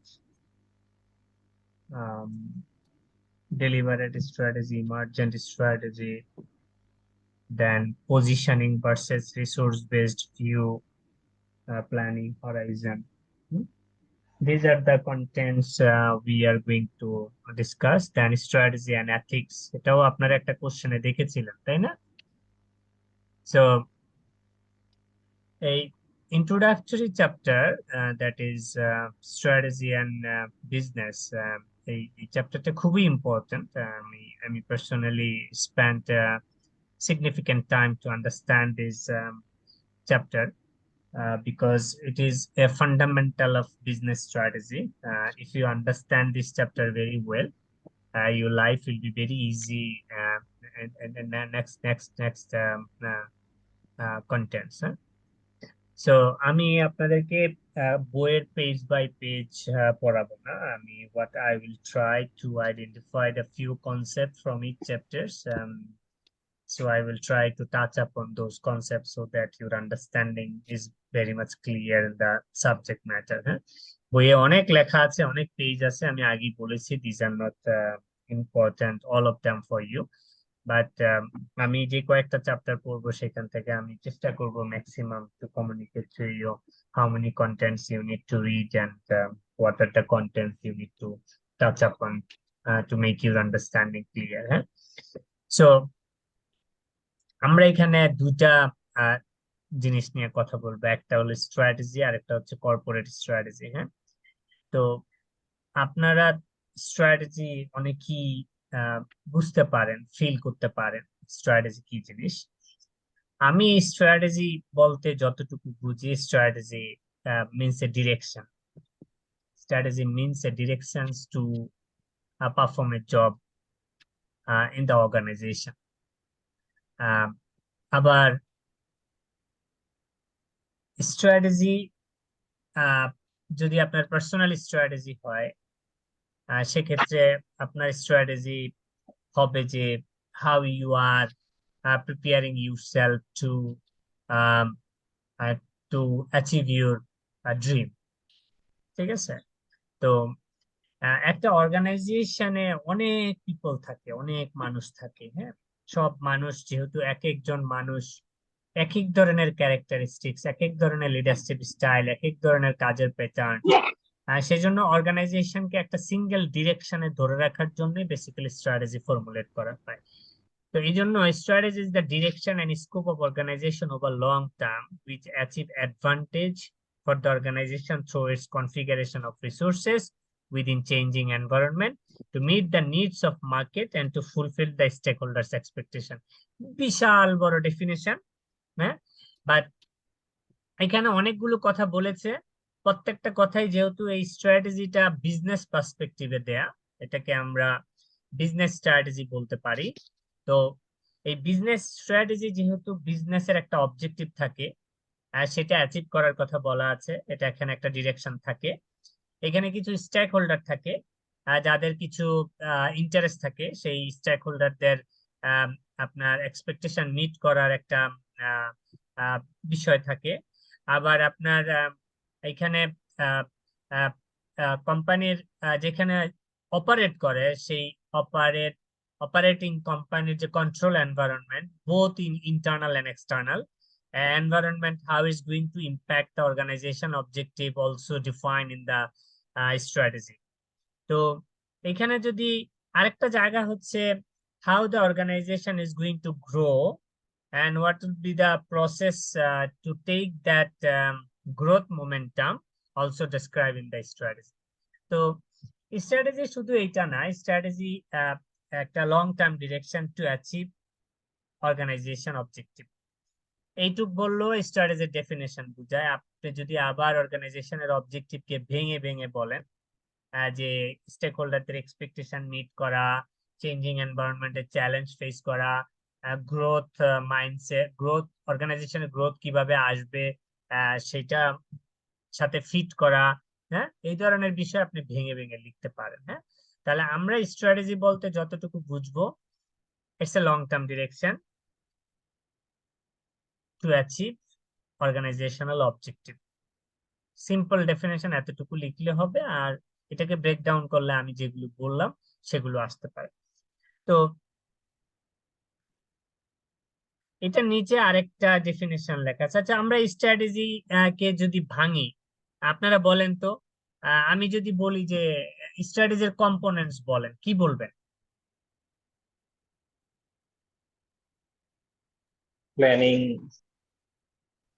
sir এটা হলো লং টার্ম ডিরেকশন বা objectives of the organisation, then environment in which it operates, the resource of its disposal, the return it makes of stakeholders. Very good, fantastic. All are written here.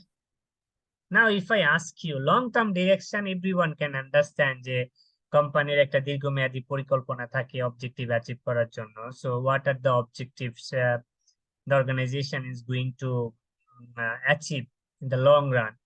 That we can understand. But the environment in which it operates means what? What type of environment is this in the strategy? Sir এটা হলো যে industry বা সেক্টরে বিজনেসটা করবে সেই পরিবেশটাকে বোঝানো হচ্ছে স্যার, সেই এনভায়রনমেন্টটা। পরিবেশটা কি সেটাই আমি বুঝতে চাচ্ছি। পরিবেশটা কি? Two types of environment. হ্যাঁ, Internal আর external. সেটা তো বুঝলাম, মানে এটা কি ওয়েদার? ওয়েদার যেমন বাইরে বৃষ্টি হবে না রোদ হবে, ঝড় হবে না বৃষ্টি হবে, এরকম? এটা যদি গার্মেন্টস ইন্ডাস্ট্রি হয় তাহলে লাইক যদি আমি যদি গার্মেন্টস ইন্ডাস্ট্রি যদি হয় স্পেসিফিক ইন্ডাস্ট্রি, চেঞ্জিং এনভায়রনমেন্ট, মানে সেটাই আমি বুঝতে যাচ্ছি। গার্মেন্টস ইন্ডাস্ট্রি এনভায়রনমেন্ট কি? মেশিন চলবে, ঘোর ঘোর শব্দ হবে, অনেক মানুষ ফ্লোরে থাকবে, এরকম এনভায়রনমেন্ট? না স্যার, এটা মেবি ওই অর্গানাইজেশনের স্যার অ্যাক্টিভিটিস এর উপর ডিপেন্ড করবে যে ওই অর্গানাইজেশন কি টাইপের অ্যাক্টিভিটি রান করে। সেটা তো আমি গার্মেন্টসে ধরেন মেশিন চলতেছে, ঘো ঘো ঘো ঘো, ধরেন লাইনে 200 মানুষ দাঁড়ায় আছে, ওদিক দিয়ে ধরেন ফিনিশিং বেরোইতেছে, ইস্ত্রি চলতেছে, আয়রন চলতেছে, ম্যানেজার গালি দিতেছে, হেই ঠিক মতো কাজ কর। This are the environment, right? না তার sir, pastel environment, External environmental social analysis আর internal sir long term direction যদি বলি আমরা, wealth maximisation, profit maximisation. Wealth maximization, profit maximization, that is completely different things, yeah. But আমি এটাই বলছি, হ্যাঁ, যে আমরা দেখবেন এই এনভায়রনমেন্ট শব্দটা অনেক জায়গায় পাবো, হ্যাঁ, প্রচুর জায়গায় পাবো। এই স্ট্র্যাটেজি লিখতে গেলেই এনভায়রনমেন্ট আসবে, হ্যাঁ। এনভায়রনমেন্ট বোঝাটা খুবই জরুরি, হ্যাঁ। যেমন ধরেন আমি আক্তার জাহান, আপনার বাসায় এনভায়রনমেন্ট কিরকম আমাকে একটু বলবেন? রাত্রি 10টার পরে বাসায় ফিরলে বাবা জিজ্ঞেস করে, মা তুমি কেন এত রাতে বাইরে, তাই না? না ওই রকম না স্যার, আমার তো আমার নিজের এই ফ্যামিলি আছে, আমি তোর বাবার ফ্যামিলিতে থাকি না। আমার না আরে আহ, আমি বলছি আপনি একসময় তো বাবার ফ্যামিলিতেই ছিলেন, হ্যাঁ হ্যাঁ সেটা এখন আপনি নিজের ফ্যামিলিতে আছেন, বাট এক সময় তো আপনি বাবার ফ্যামিলিতেই ছিলেন। আমি আপনাদেরকে এনভায়রনমেন্ট বুঝাচ্ছি, আই এম স্যার নট আপনি স্পেসিফিক বলতে বেসিক্যালি। চাচ্ছেন যে এনভায়রনমেন্ট মিনস হলো পলিসি, প্রসিডিউর এন্ড গভর্নেন্স। হ্যাঁ, নাম কি? রেবেকা সুলতানা স্যার।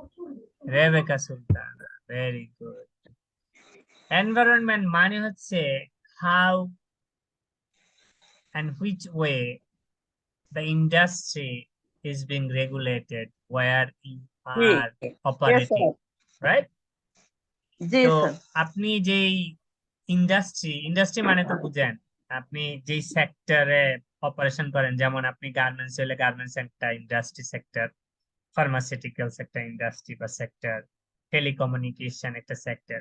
তো এই গার্মেন্টস ইন্ডাস্ট্রিকে রেগুলেট করার জন্য কি কি রেগুলেশন আছে, টেলিকমিউনিকেশন কি কি রেগুলেট আছে, তার মানে আপনার এই কন্ট্রোল এন্ড অপারেশনকে, ম্যানেজমেন্ট স্যার। হ্যাঁ control control and management, right. তার মানে আপনি এই কন্ট্রোল এন্ড ম্যানেজমেন্ট, আপনার ইন্টারনাল ম্যানেজমেন্ট একটা আছে, যেটা হচ্ছে আপনার company internal process, policies, procedure.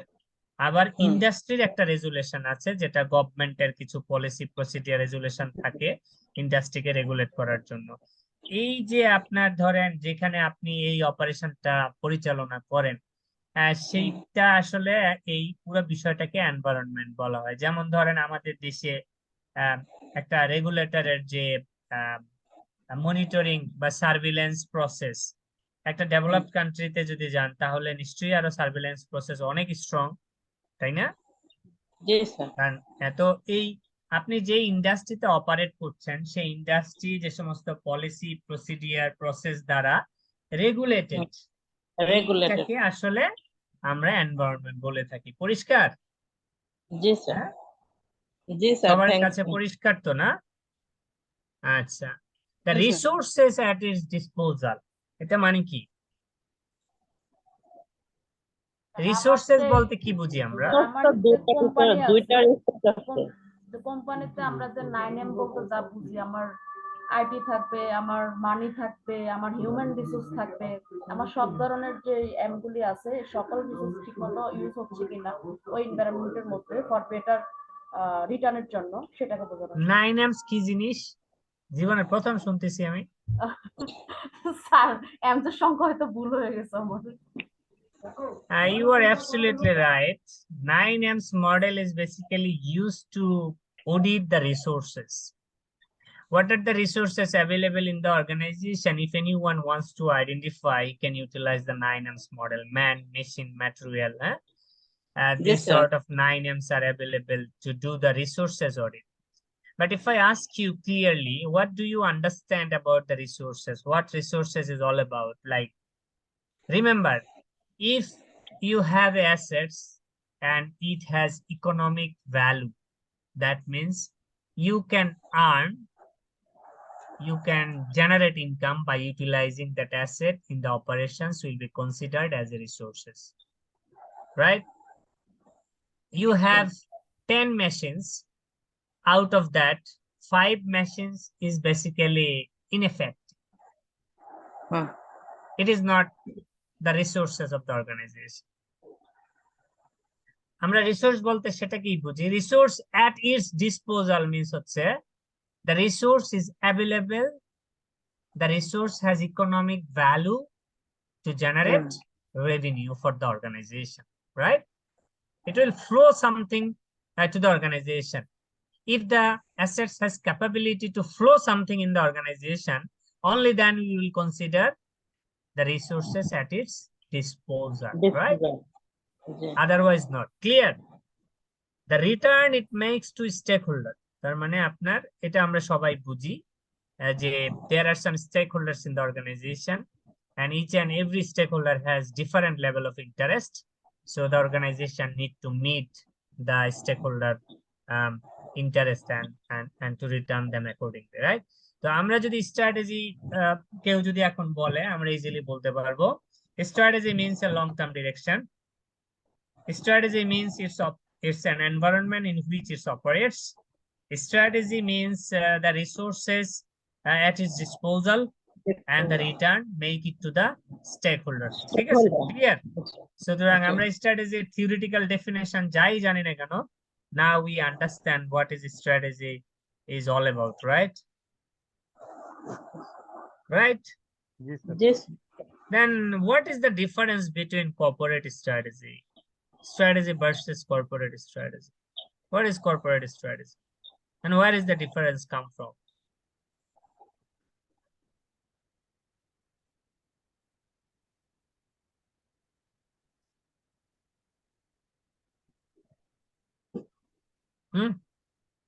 Corporate strategy and organization's basic direction for the future. That's a corporate strategy. সে তো লেখাই আছে, আমরা বুঝতেই পারতেছি। What does it mean? Strategy and corporate strategy দুটো ডিফারেন্ট কেন?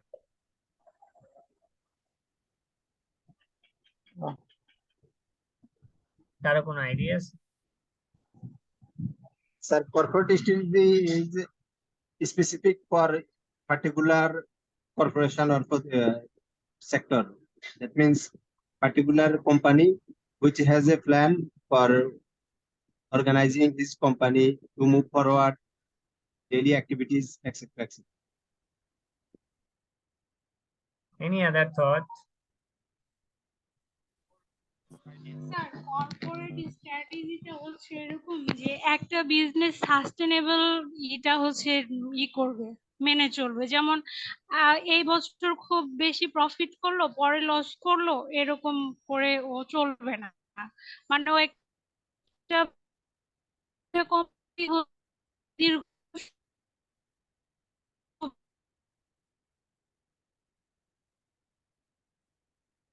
স্যার কনসেপ্টটা ভালো ক্লিয়ার না, একটু ভালো করে বুঝাই দেন। এটাকে আর একটা অর্গানাইজেশন আজ থেকে 10 বছর পরে ও কোথায় যেতে চাচ্ছে স্যার, এটার জন্য যে স্ট্র্যাটেজি সেট করে স্যার, এটাই হলো কর্পোরেট স্ট্র্যাটেজি। আমি বুঝিনি, আবার বলেন। কর্পোরেট স্ট্র্যাটেজি হচ্ছে একটা লং টার্ম প্ল্যানিং।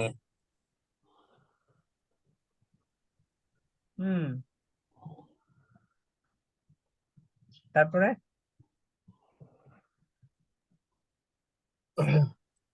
স্যার আমার কাছে মনে হয় স্যার কর্পোরেট স্ট্র্যাটেজিটা হচ্ছে আমাদের যে বিজনেসের মানে মেইন বা বেসিক যে গোলটা থাকে, to earn profit so is to maximise share holders wealth, এইটাকে ডিরেক্ট করা বা এটা অ্যাচিভ করার জন্য যে স্ট্র্যাটেজি, সেটাই corporate strategy.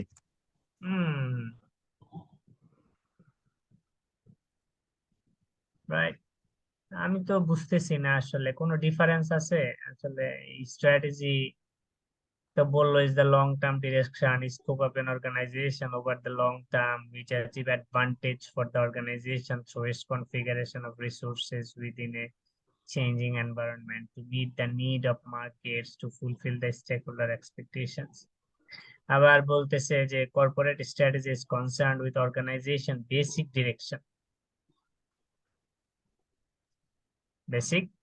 directions for the future.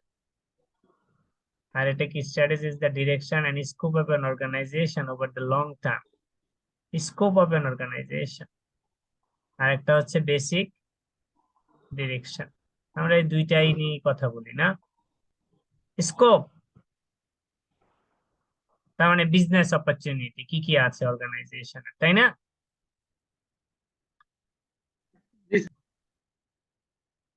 Corporate strategy is basically deals with the competitive strategy in the industry where it operates. যেমন ধরেন আপনি যে ইন্ডাস্ট্রিতে অপারেট করছেন সেই ইন্ডাস্ট্রিতে আরো 4 জন কম্পিটিটর আছে। How you are going to compete with others requires corporate strategy.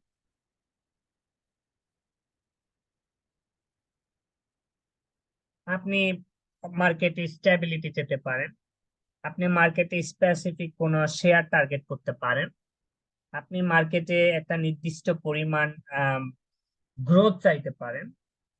These are the strategies defined in the corporate level. বুঝতে পেরেছেন? This is the basic directions, right? Because when you are in the industry, there are many players in the similar industry, and one company compete with the others to gain the market share, right? Market share এর নাম তো শুনেছেন, তাই না? তো সেই market share gain করার জন্য অর্গানাইজেশনের রিসোর্স, অর্গানাইজেশনের strategy, marketing strategy, portfolio strategy, অনেক স্ট্র্যাটেজি এই কর্পোরেট লেভেলে বিল্ড আপ করতে হয় যে আপনি কিভাবে এটাকে বিট করবেন। হ্যাঁ, তো আপনার কর্পোরেট লেভেল স্ট্র্যাটেজির সাথে অনেক সময় ডিপেন্ড করে যে আপনার অর্গানাইজেশনের বিজনেস স্ট্র্যাটেজি কি হবে। তাহলে একটা অর্গানাইজেশনে কর্পোরেট লেভেল স্ট্র্যাটেজি প্রথমে ফর্মুলেট করতে হয়। আবার যেমন ধরেন একটা অর্গানাইজেশনের 5টা বিজনেস আছে, তাহলে 5টা বিজনেসের জন্য 5টা সেপারেট বিজনেস স্ট্র্যাটেজি হবে, তাই না? কিন্তু the company as a whole need to have the directions and need to see the future of the organization. এই যে এই 5টা বিজনেসকে ধরেন একটা হাউস থেকে হয়তো রেগুলেট করা হয়। যেমন ধরেন আমি যদি আপনাকে স্কোয়ারের কথা বলি, স্কোয়ার একটা কি কর্পোরেট নাকি স্কোয়ার একটা বিজনেস? স্কোয়ার একটা কর্পোরেট। স্কোয়ারের আন্ডারে ফার্মাসিউটিক্যালস আছে, টেক্সটাইল আছে, নিটিং আছে, হসপিটাল আছে, তাই না? হ্যাঁ, মেনি বিজনেস। তাহলে এই স্কোয়ারে প্রতি বছরই তাদের একটা corporate level of strategy set হয় যে ওভারঅল স্কোয়ার গ্রুপ এর অ্যাম্বিশন কি, তাদের টার্গেট কি, তারা কতটুকু মার্কেট শেয়ার মার্কেটে ডমিনেট করতে চায়। এই কর্পোরেট স্ট্র্যাটেজির উপরে বেসিস করে তখন বিভিন্ন বিজনেসের সেপারেট সেপারেট স্ট্র্যাটেজি তৈরি করা হয়। তার মানে corporate strategy includes all business strategy, তাই না? All business strategy. কিছুটা পরিষ্কার হয়েছে নাকি? জি স্যার। আমরা আরো আস্তে আস্তে পরিষ্কার হব সামনে গেলে, ডোন্ট বি ফ্রাস্ট্রেটেড। তো আমাদের এই যে স্ট্র্যাটেজি, আমাদের স্ট্র্যাটেজি গুলো আপনার টাইপসটা কি, স্ট্র্যাটেজির টাইপসটা কি থাকে? তো 3 ধরনের স্ট্র্যাটেজি থাকে। একটা হলো কম্পিটিটিভ স্ট্র্যাটেজি, একটা হচ্ছে ফাইন্যান্সিয়াল স্ট্র্যাটেজি, আর একটা হচ্ছে ইনভেস্টমেন্ট স্ট্র্যাটেজি। হ্যাঁ, তো আমরা এই আগে আমরা পড়েছিলাম যে আমাদের স্ট্র্যাটেজি অ্যাপ্রোচ কি হতে পারে। এটা আপনারা বিজনেস এন্ড ফাইন্যান্সেও পড়েছেন। দুইটা স্ট্র্যাটেজিক অ্যাপ্রোচ আছে, একটা হচ্ছে স্ট্র্যাটেজিক প্ল্যানিং অ্যাপ্রোচ, একটা হচ্ছে strategic management approach. Strategic planning অ্যাপ্রোচকে বলা হয় traditional approach, very traditional approach. হ্যাঁ, অনেক সময় স্ট্র্যাটেজিক প্ল্যানিং অ্যাপ্রোচও আসতে পারে, অনেক সময় বলতে পারে স্ট্র্যাটেজিক ট্রেডিশনাল অ্যাপ্রোচও বলতে পারে।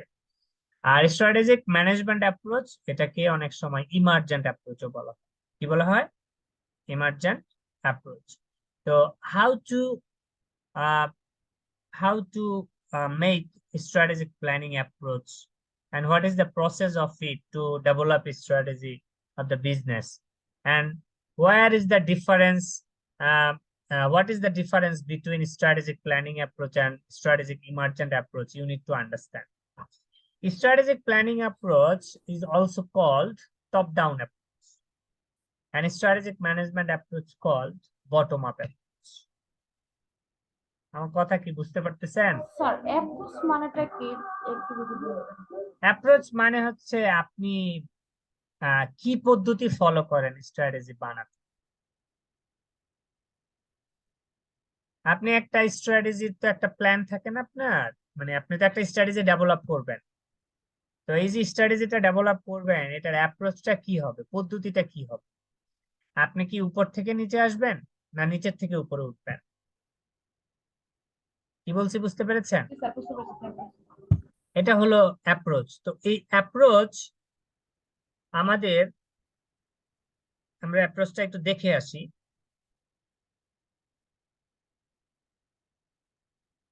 এই হচ্ছে আপনার স্ট্র্যাটেজি ফর্মুলেশনের অ্যাপ্রোচ। হ্যাঁ,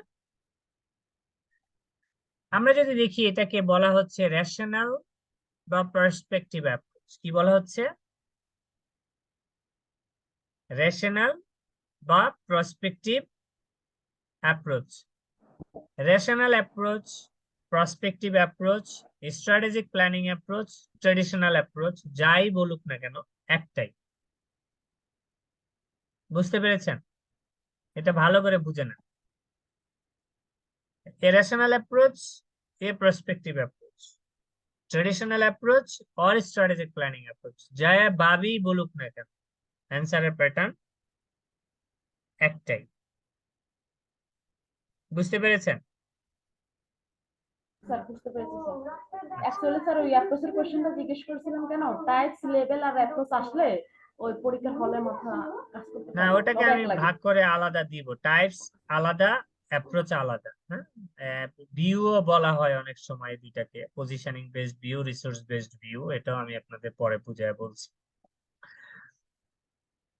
তো এই রেশনাল অ্যাপ্রোচ বা স্ট্র্যাটেজিক প্ল্যানিং অ্যাপ্রোচ বা পার্সপেক্টিভ অ্যাপ্রোচ যেটাই বলুক না কেন, এটা যে প্রসেসটা আপনাদেরকে ফলো করতে হবে পরীক্ষায় অনেক সময় এই স্ট্র্যাটেজিক প্ল্যানিং অ্যাপ্রোচ ডেভেলপমেন্টের এই কেস আসে, তখন আপনাকে এখানে যে সিকোয়েন্স আছে এই সিকোয়েন্সই অ্যান্সার করতে হবে, এর কোনো অল্টারনেটিভ। টপ লাইন যদি আমি বলি, টপ লাইন হচ্ছে আপনার চারটা প্রসেস। একটা হচ্ছে স্ট্র্যাটেজিক অ্যানালাইসিস, একটা হচ্ছে স্ট্র্যাটেজিক চয়েস, একটা হচ্ছে স্ট্র্যাটেজি ইমপ্লিমেন্টেশন, আর এটা হচ্ছে রিভিউ এন্ড কন্ট্রোল।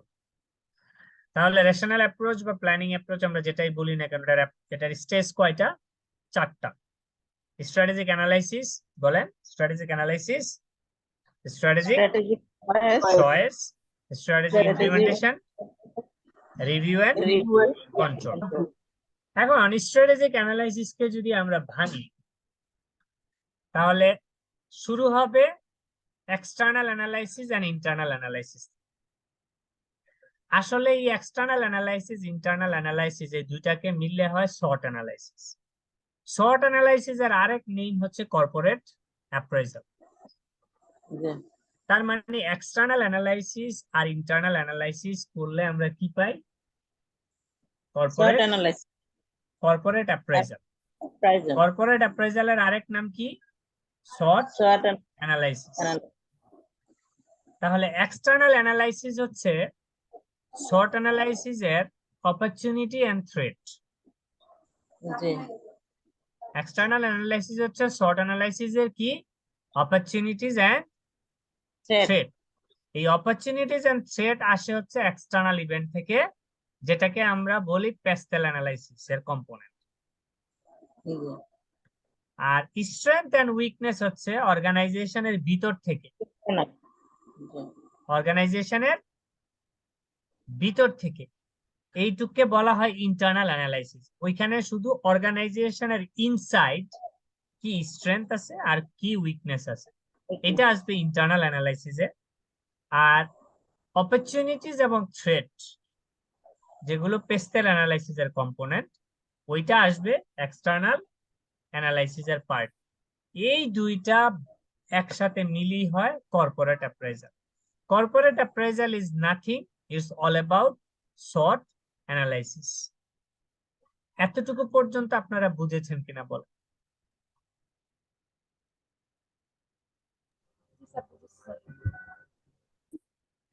স্যার এটুকু বুঝছি স্যার, স্ট্র্যাটেজি আর কর্পোরেট স্ট্র্যাটেজির বেসিক পার্থক্যটা ভালো করে বুঝতে পারি না স্যার। আরে একটার ভিতরে আরেকটা বলতেছেন কেন? আমি এখন যেটা বলতেছি সেটা বলেন। হ্যাঁ এটা বুঝছি এটা স্যার। তো কর্পোরেট অ্যাপ্রাইজাল, এখানে আমি স্ট্র্যাটেজি হ্যাঁ। বলি। এটা প্যাশেন্স রাখেন, আস্তে আস্তে বুঝবেন। আচ্ছা। আমরা এখন বলছি যে কর্পোরেট অ্যাপ্রাইজাল স্ট্র্যাটেজিক প্ল্যানিং অ্যাপ্রোচের ফার্স্ট স্টেপ। শুরু হয় এক্সটার্নাল অ্যানালাইসিস আর ইন্টারনাল অ্যানালাইসিস, এই দুইটা মিলে বলা হয় কর্পোরেট অ্যাপ্রাইজাল। তা এক্সটার্নাল অ্যানালাইসিস আসলে কর্পোরেট অ্যাপ্রাইজাল হলো শর্ট অ্যানালাইসিস।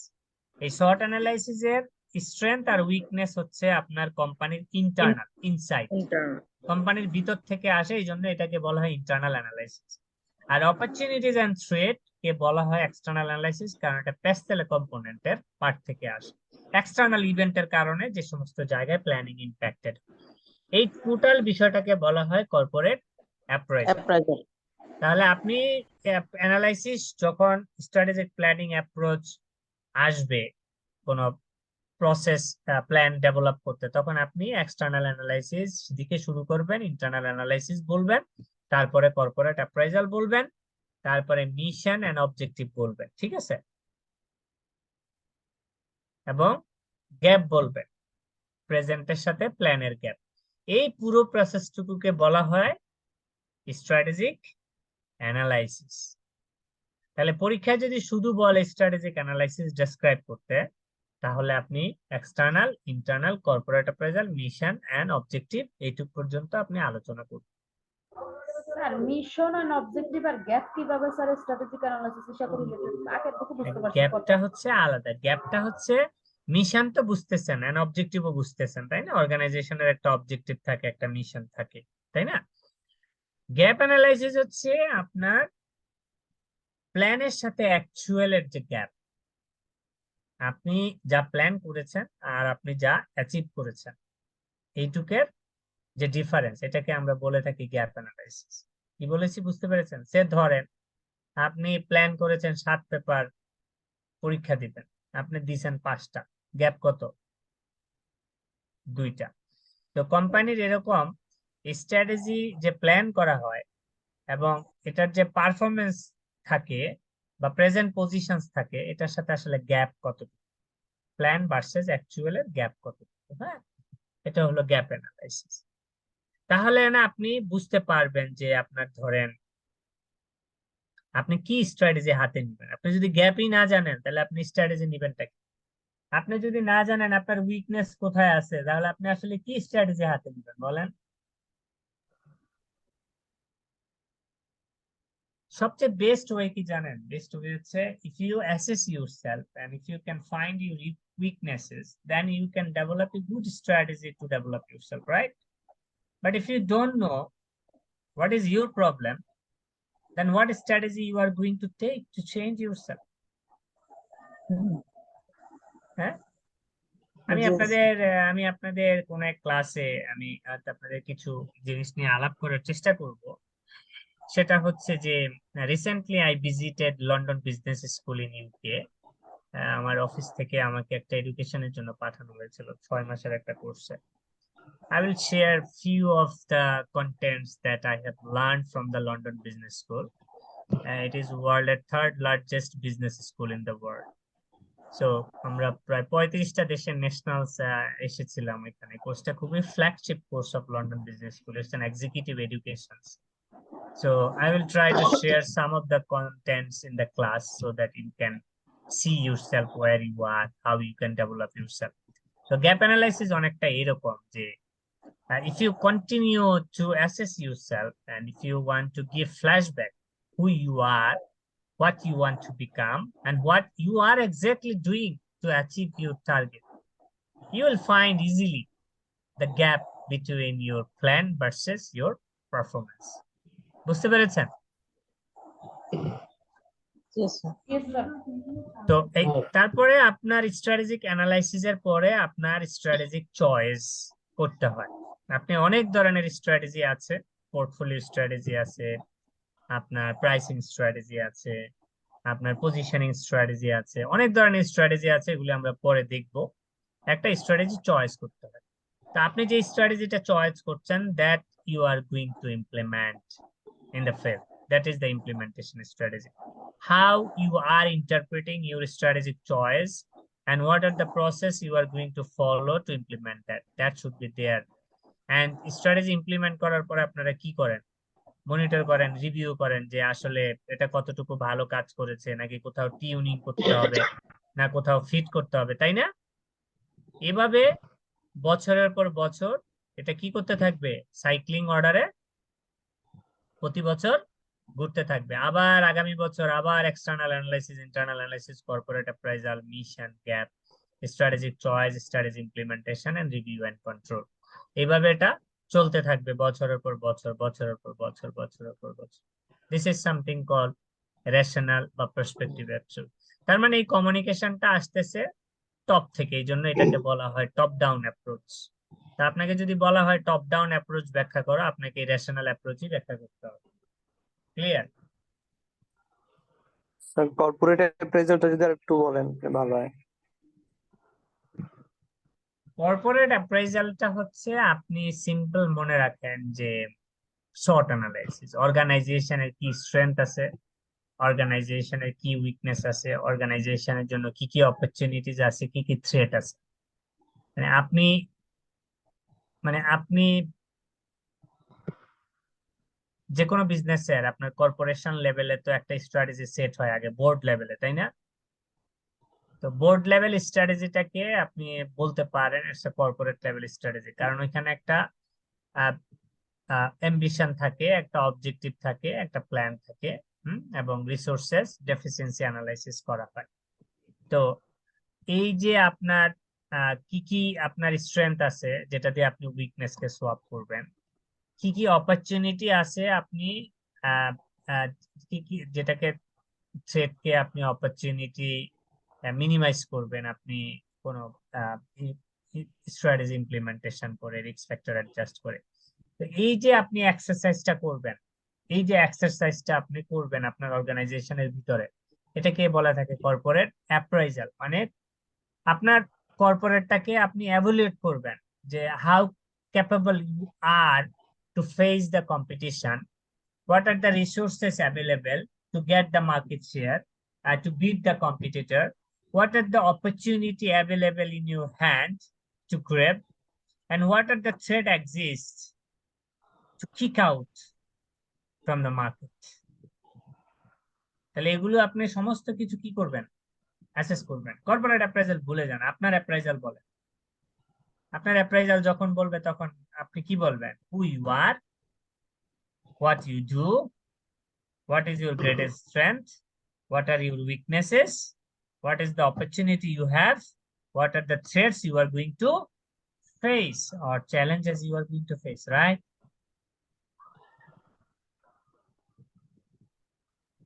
বুঝতে পেরেছেন?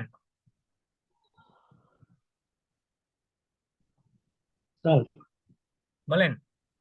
এইটা যদি ভালো না বুঝেন কিছু বুঝবেন না সামনে গেলে। বলেন, আলাপ করেন। গ্যাপ অ্যানালাইসিস যেটা এটার বিষয়ে একটু কথা। গ্যাপ বলছি plan versus actual. Sir gap analysis থেকে আমরা বলতে পারি যে বাজেট ভেরিয়েন্স অ্যানালাইসিস বলা অনেকটা যায়। কাছাকাছি বলতে পারেন। ধরেন আপনি একটা অ্যাপ্রাইজাল করলেন, আপনি একটা কর্পোরেট স্ট্র্যাটেজি সেট করলেন। তা এখন তো আপনি একটা স্ট্র্যাটেজি তৈরি করবেন, তাই না? স্ট্র্যাটেজি তৈরি করতে হলে তো আপনাকে গ্যাপ জানতে হবে, তাই না? যে আপনি কি প্ল্যান করছেন আর কোথায় আছেন। জি, আরো দুইজন হাত তুলছে দেখতে পাচ্ছি। স্যার আমরা যে এখানে আপনি স্ট্র্যাটেজিক অ্যানালাইসিসের কথা বলছেন, দেন স্ট্র্যাটেজি কি আমরা একটা স্ট্র্যাটেজিতে নিয়ে এখানে কাজ করব, তাই না? যেখানে স্ট্র্যাটেজি চয়েসের যে ম্যাটার আছে সেখানে কি একাধিক চয়েস থাকবে? মানে অবশ্যই থাকতে পারে একাধিক। আপনি স্ট্র্যাটেজি চয়েস তো আপনার ধরেন আপনি যখন স্ট্র্যাটেজি ফর্মুলেট করবেন তো নানান ধরনের স্ট্র্যাটেজির কম্বিনেশন থাকবে আপনার, তাই না? আপনার একটা থাকতে পারে, দুইটা থাকতে পারে, তিনটা থাকতে পারে, তাই না? চয়েসের কথা আছে তো এখানে, তো চয়েসটা একাধিক না থাকলে আমি কি করে নেব? একটা দিয়ে তো চয়েস হবে না। একটা হইলে না, এইটা তো হলো ফাইনাল আউটপুট। তার মানে এইটাতে আসার আগে তো আপনার অনেক ব্যাকগ্রাউন্ড ওয়ার্ক করতে হবে, তাই না? How do you know which strategy is going to fit for your organization? There should be some background work, right? এটা তো একটা প্রসেসের কথা বলেছে আপনাকে যে আপনি এই স্টেপ গুলো মাথায় রাখবেন যখন আপনি একটা স্ট্র্যাটেজি ফর্মুলেট করবেন, ঠিক আছে?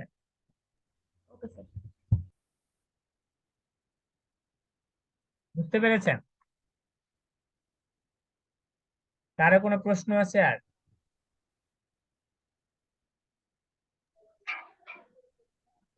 স্যার আমার একটা প্রশ্ন ছিল। বলেন। Sir you link pestle analysis with the external analysis, right? আবার বলেন। স্যার এক্সটার্নাল অ্যানালিসিসের সাথে আপনি পেস্টেল অ্যানালিসিসটা লিংক করেছিলেন না? রাইট। হ্যাঁ স্যার, ইন্টারনাল পার্টটা মিস করেছিলাম আর কি। আমি চ্যাটে আপনাকে কোশ্চেনটা করেছিলাম। ইন্টারনাল পার্ট হচ্ছে আমি চ্যাট তো দেখতে পাই না, মানে চ্যাট দেখে আসলে বলা খুব মুশকিল, কাজে আমাকে ডাইরেক্ট প্রশ্ন করবে। ইন্টারনাল অ্যানালাইসিসটা হচ্ছে উইদিন দ্য অর্গানাইজেশন,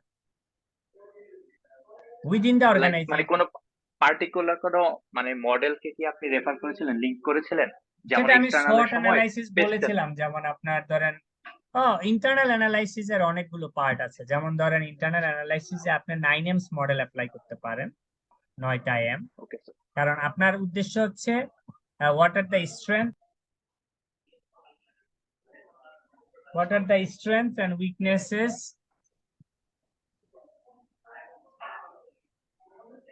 তুমি এখন যাও।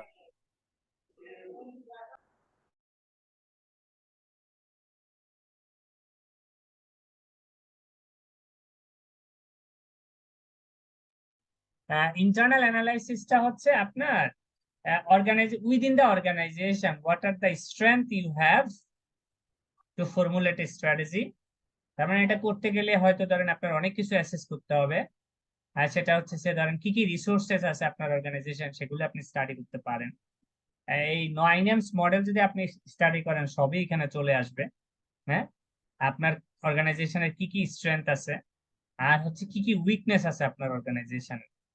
তো আমরা আপনি অর্গানাইজেশনের ভিতরে যে সমস্ত অ্যাসেট আছে, রিসোর্স আছে, পিপল আছে, প্রসেস আছে, পলিসিজ আছে, এগুলো আপনি স্টাডি করে আপনি কি খুঁজবেন, আপনার কি কি স্ট্রেংথ আছে আর কি কি উইকনেস আছে উইদিন দ্য অর্গানাইজেশন। এর বাইরে আপনি যান, যেমন ধরেন আপনার অর্গানাইজেশনের পোর্টফোলিও, আপনার কোন পোর্টফোলিওটা কত শক্ত, কত স্ট্রং, কোন পোর্টফোলিও কি পোটেনশিয়ালিটি আছে, এগুলো আপনাকে স্টাডি করতে হবে স্ট্রেংথ বের করার জন্য, উইকনেস বের করার জন্য। আপনার অর্গানাইজেশনাল যে technology, what are the technology you are going to use, আপনার অর্গানাইজেশনের যে হিউম্যান রিসোর্সেস, তাদের কি ক্যাপাবিলিটি আছে, কি কি ক্যাপাবিলিটি আছে। একটু একটু একটু হোল্ড করেন, আমার বাসায় একটু মেয়েটা বিরক্ত করছে, আমি একটু ম্যানেজ করে আসি।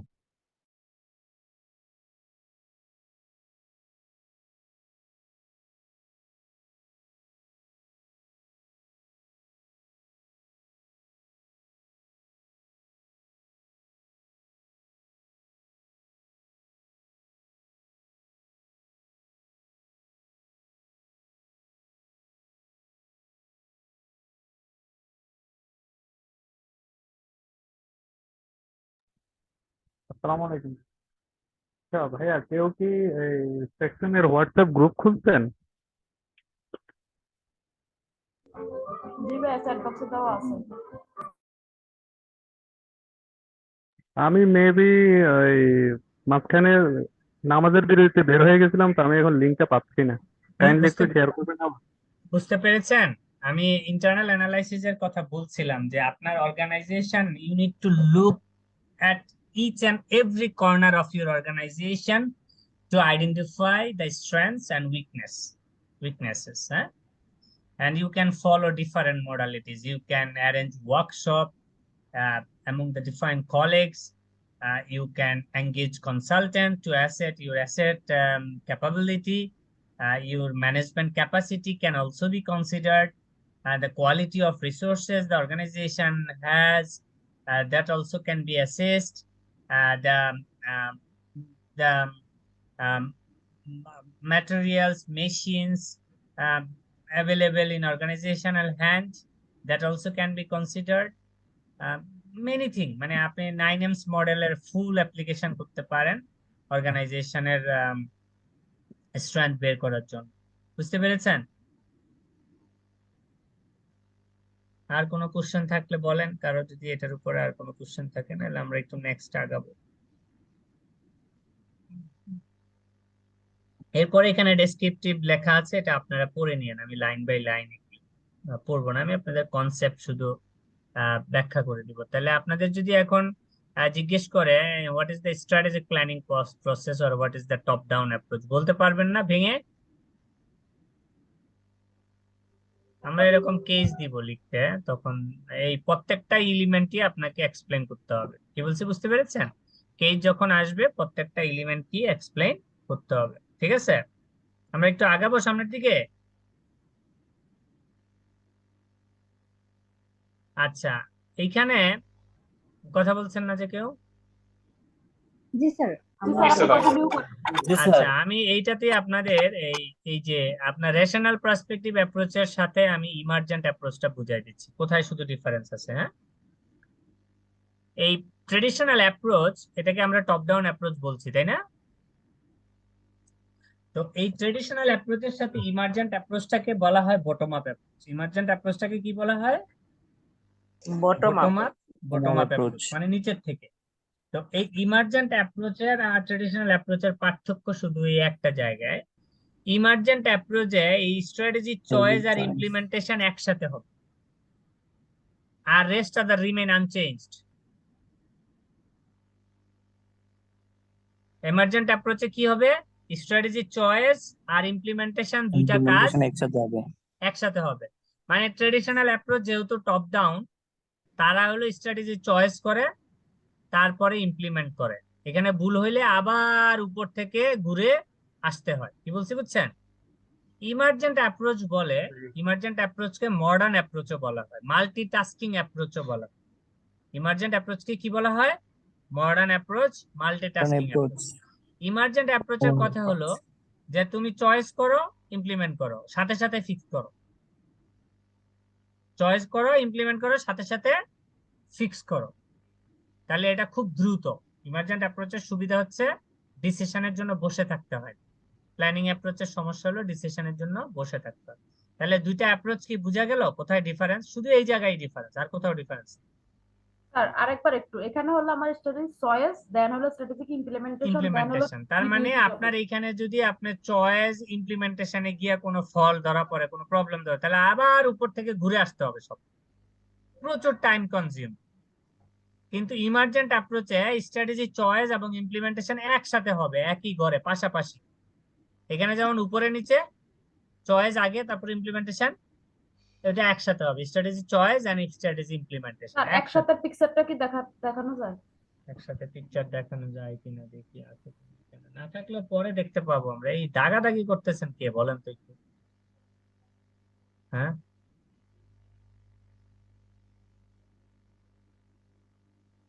কেন আছে কিনা কে জানে।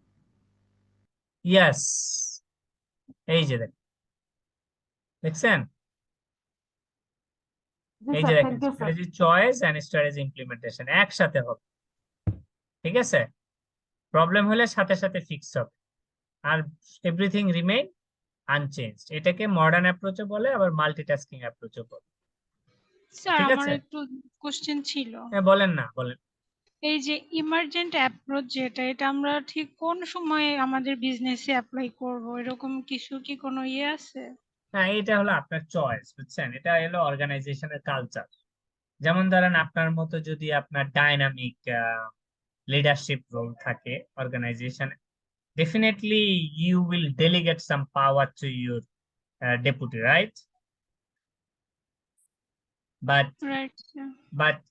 but if you have someone like me, then maybe I will hold all the power.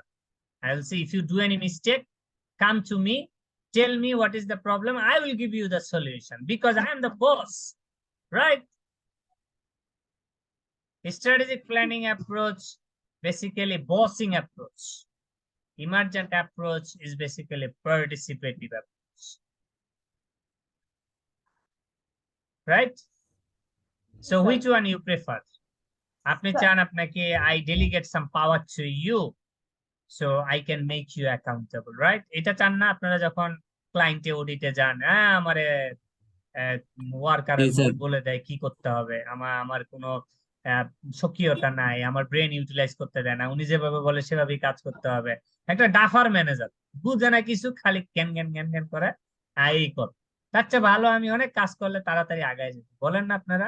আমরাও বলছি আগে। তো ইমার্জেন্ট অ্যাপ্রোচটা হচ্ছে engaging people into the operations and delegate the power to them so that the operation and decision making can be very participative way. So the productivity of the organization will be high if you follow the participative approach. If people feel empowered in the organization, they will feel motivated and they will innovate continuously, which will eventually bring synergy for the organization. But if you give the instruction to the people to follow, they are just simply worker. They are not utilizing their brain. I am telling them what to do, how to do. They're just carrying the instruction. That is the style of strategic planning approach. The emergent approach is completely different dimension. Emergent approach allow to build the trust on the people. That's why the organization delegates the works to the people with power. That power, it's basically empowering people to do their job by themselves. Organization asks to make the decision by yourself.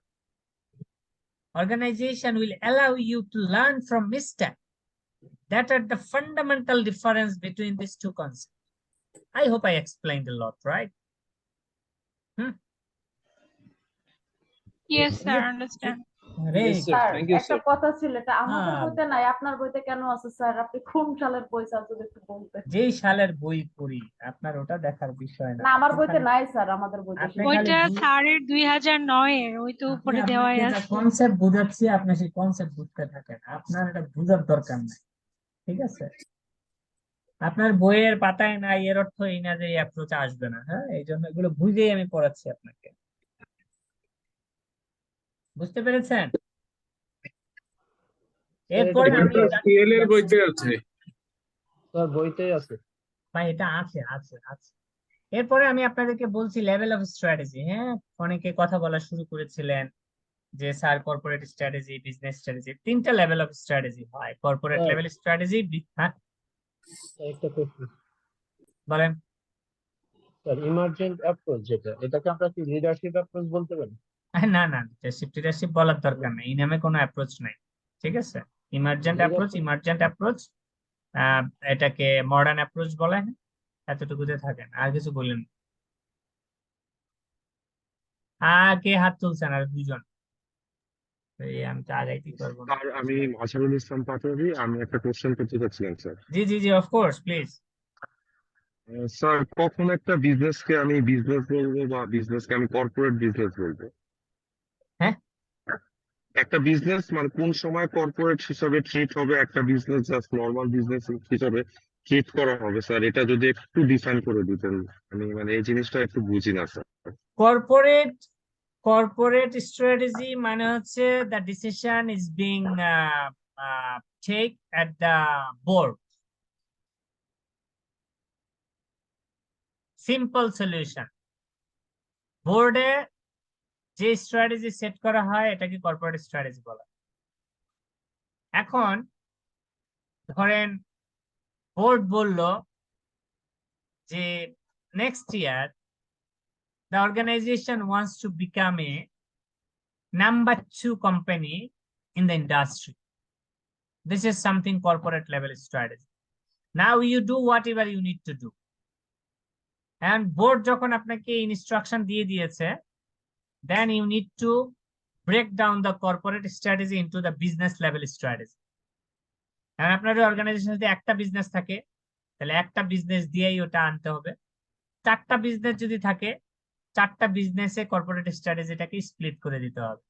তাহলে corporate স্ট্র্যাটেজিকে ভাঙলে আপনি পাবেন business level strategy. এখন সে ধরেন এই business level strategy হয়ে গেল, সে ধরেন স্কোয়ার বললো স্কোয়ার গ্রুপে কোম্পানিজের প্রফিট হইতে হবে 200 কোটি টাকা এই বছর। এটা কর্পোরেট লেভেল স্ট্র্যাটেজি। এখন স্কোয়ারের 10টা বিজনেস আছে, প্রতিটা বিজনেসে ভাগ করে দিতে হবে কোন বিজনেস কত টাকা প্রফিট দিবে। কারণ সে ধরেন আপনি ফার্মাসিউটিক্যালস বিজনেসে চাকরি করেন, তাহলে আপনার জন্য টার্গেট হলো 50 কোটি টাকা profit. That is your business target to give square group 50 crore টাকা profit. And then you need to develop the strategy how you can earn 50 crore in the next year. That is called business level strategy. Then a business level strategy pharmaceuticals এ যখন ভাগ করা হয় ফাংশনে, ফাইন্যান্সের কি target হবে, বিজনেসের কি টার্গেট হবে, অপারেশনের কি টার্গেট হবে, এডমিনের কি টার্গেট হবে, এইচআর এর কি টার্গেট হবে, এইভাবে যখন এই টার্গেট সেট করা তখন এটাকে বলা হয় ফাংশনাল লেভেল স্ট্র্যাটেজি বা operational level strategy. Is it clear? Yes, sir. G sir, clear. আলহামদুলিল্লাহ, আলহামদুলিল্লাহ। নাও তাহলে আমি লেভেল অফ স্ট্র্যাটেজি বুঝাতে পারলাম, হ্যাঁ? Clear? Level of strategy, corporate level strategy, business level strategy, আর হচ্ছে functional level strategy, right? Sir এখানে একটা প্রশ্ন ছিল। আবার প্রশ্ন বলেন। স্যার ওই যে যে ছকটা দেখাইছিলেন ওইটার মধ্যে কোন সব? প্ল্যানিং? এই যে এই যে রেশনাল অ্যাপ্রোচের ওখানে। জি বলেন। স্যার ওখানে হচ্ছে গ্যাপ থেকে হচ্ছে অ্যারো করে দেখানো হয়েছে হচ্ছে স্ট্র্যাটেজিক চয়েস এবং হচ্ছে ইমপ্লিমেন্টেশন। রাইট। ওই জিনিসটা বুঝতেছি না এখানে হচ্ছে আমার কি হচ্ছে গ্যাপ হওয়ার পর ওইটাকে আমি ভাই ওই স্ট্র্যাটেজিটা কি নিব কি নিব না এটাও বোঝাচ্ছে। ভাই গ্যাপ হলো অ্যাকচুয়াল ভার্সেস প্ল্যান, তো মেবি ফার্স্ট স্টেপ। ঠিক আছে? এইটার পরের স্টেপ হচ্ছে আপনি এই যে গ্যাপটা আইডেন্টিফাই করলেন, এটা তো আপনি এখন অ্যাচিভ করতে হবে, তাই না? আপনি বুঝেন নাই, ধরেন আপনি অ্যাপ্লিকেশন লেভেলে পরীক্ষা দিবেন, তো আপনার তো ক্যাপাসিটি কতটুক আছে আর আপনি কি প্ল্যান করছেন, এটার একটা গ্যাপ আছে না? তাহলে পড়াশোনার জন্য স্ট্র্যাটেজি বানাবেন তো ওই গ্যাপ মিনিমাইজ করার জন্য, নাকি? জি স্যার। তো এই স্ট্র্যাটেজি বানিয়ে তারপরে না পড়াশোনা শুরু করবেন, তাই না? তো জি। গ্যাপটা হচ্ছে আপনি আইডেন্টিফাই করবেন কি গ্যাপ আছে, তারপরে আপনি গিয়ে স্ট্র্যাটেজি বানাবেন, চয়েস করবেন। অনেক স্ট্র্যাটেজি থাকবে, তার ভিতরে হয়তো একটা আপনি চুজ করবেন, ওইটাকে তখন আপনি ইমপ্লিমেন্ট করবেন, আবার রিভিউ কন্ট্রোল করবেন, প্রতি বছরে সাইক্লিং এ ঘুরতে থাকবে,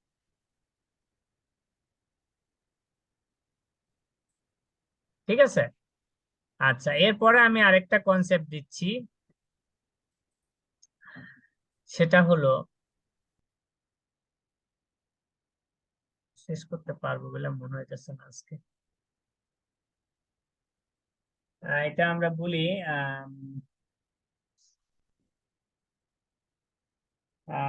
5 types of strategy. Types of strategy আছে আপনাদের, এর ভিতরে একটা হচ্ছে ইন্টেন্ডেড স্ট্র্যাটেজি, একটা হচ্ছে আপনার রিয়েলাইজ স্ট্র্যাটেজি, একটা হচ্ছে আনরিয়েলাইজ স্ট্র্যাটেজি, একটা হচ্ছে ইমার্জেন্ট স্ট্র্যাটেজি, আর একটা হচ্ছে ডেলিভার্ড স্ট্র্যাটেজি। হ্যাঁ, আমি পেজটা খুঁজছি, কোথায় আছে একটু দেখছি। Here you go, types of strategy. হ্যাঁ, আমি কি বলেছি? 5 টাইপ। টাইপ কয়টা?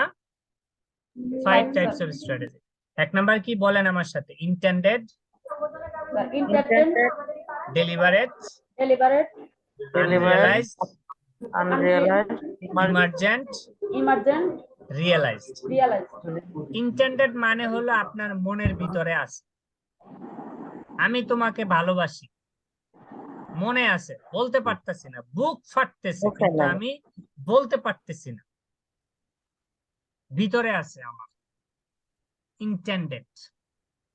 কোনো লাভ আছে? প্রতিদিন ঘুমাইতে পারতেছেন না, খাইতে পারতেছেন না, কিন্তু বলতেছেন, কোনো লাভ আছে? Intended strategy. এখন যদি আপনি বলে ফেলেন, ডেলিভারেট। ডেলিভারেট।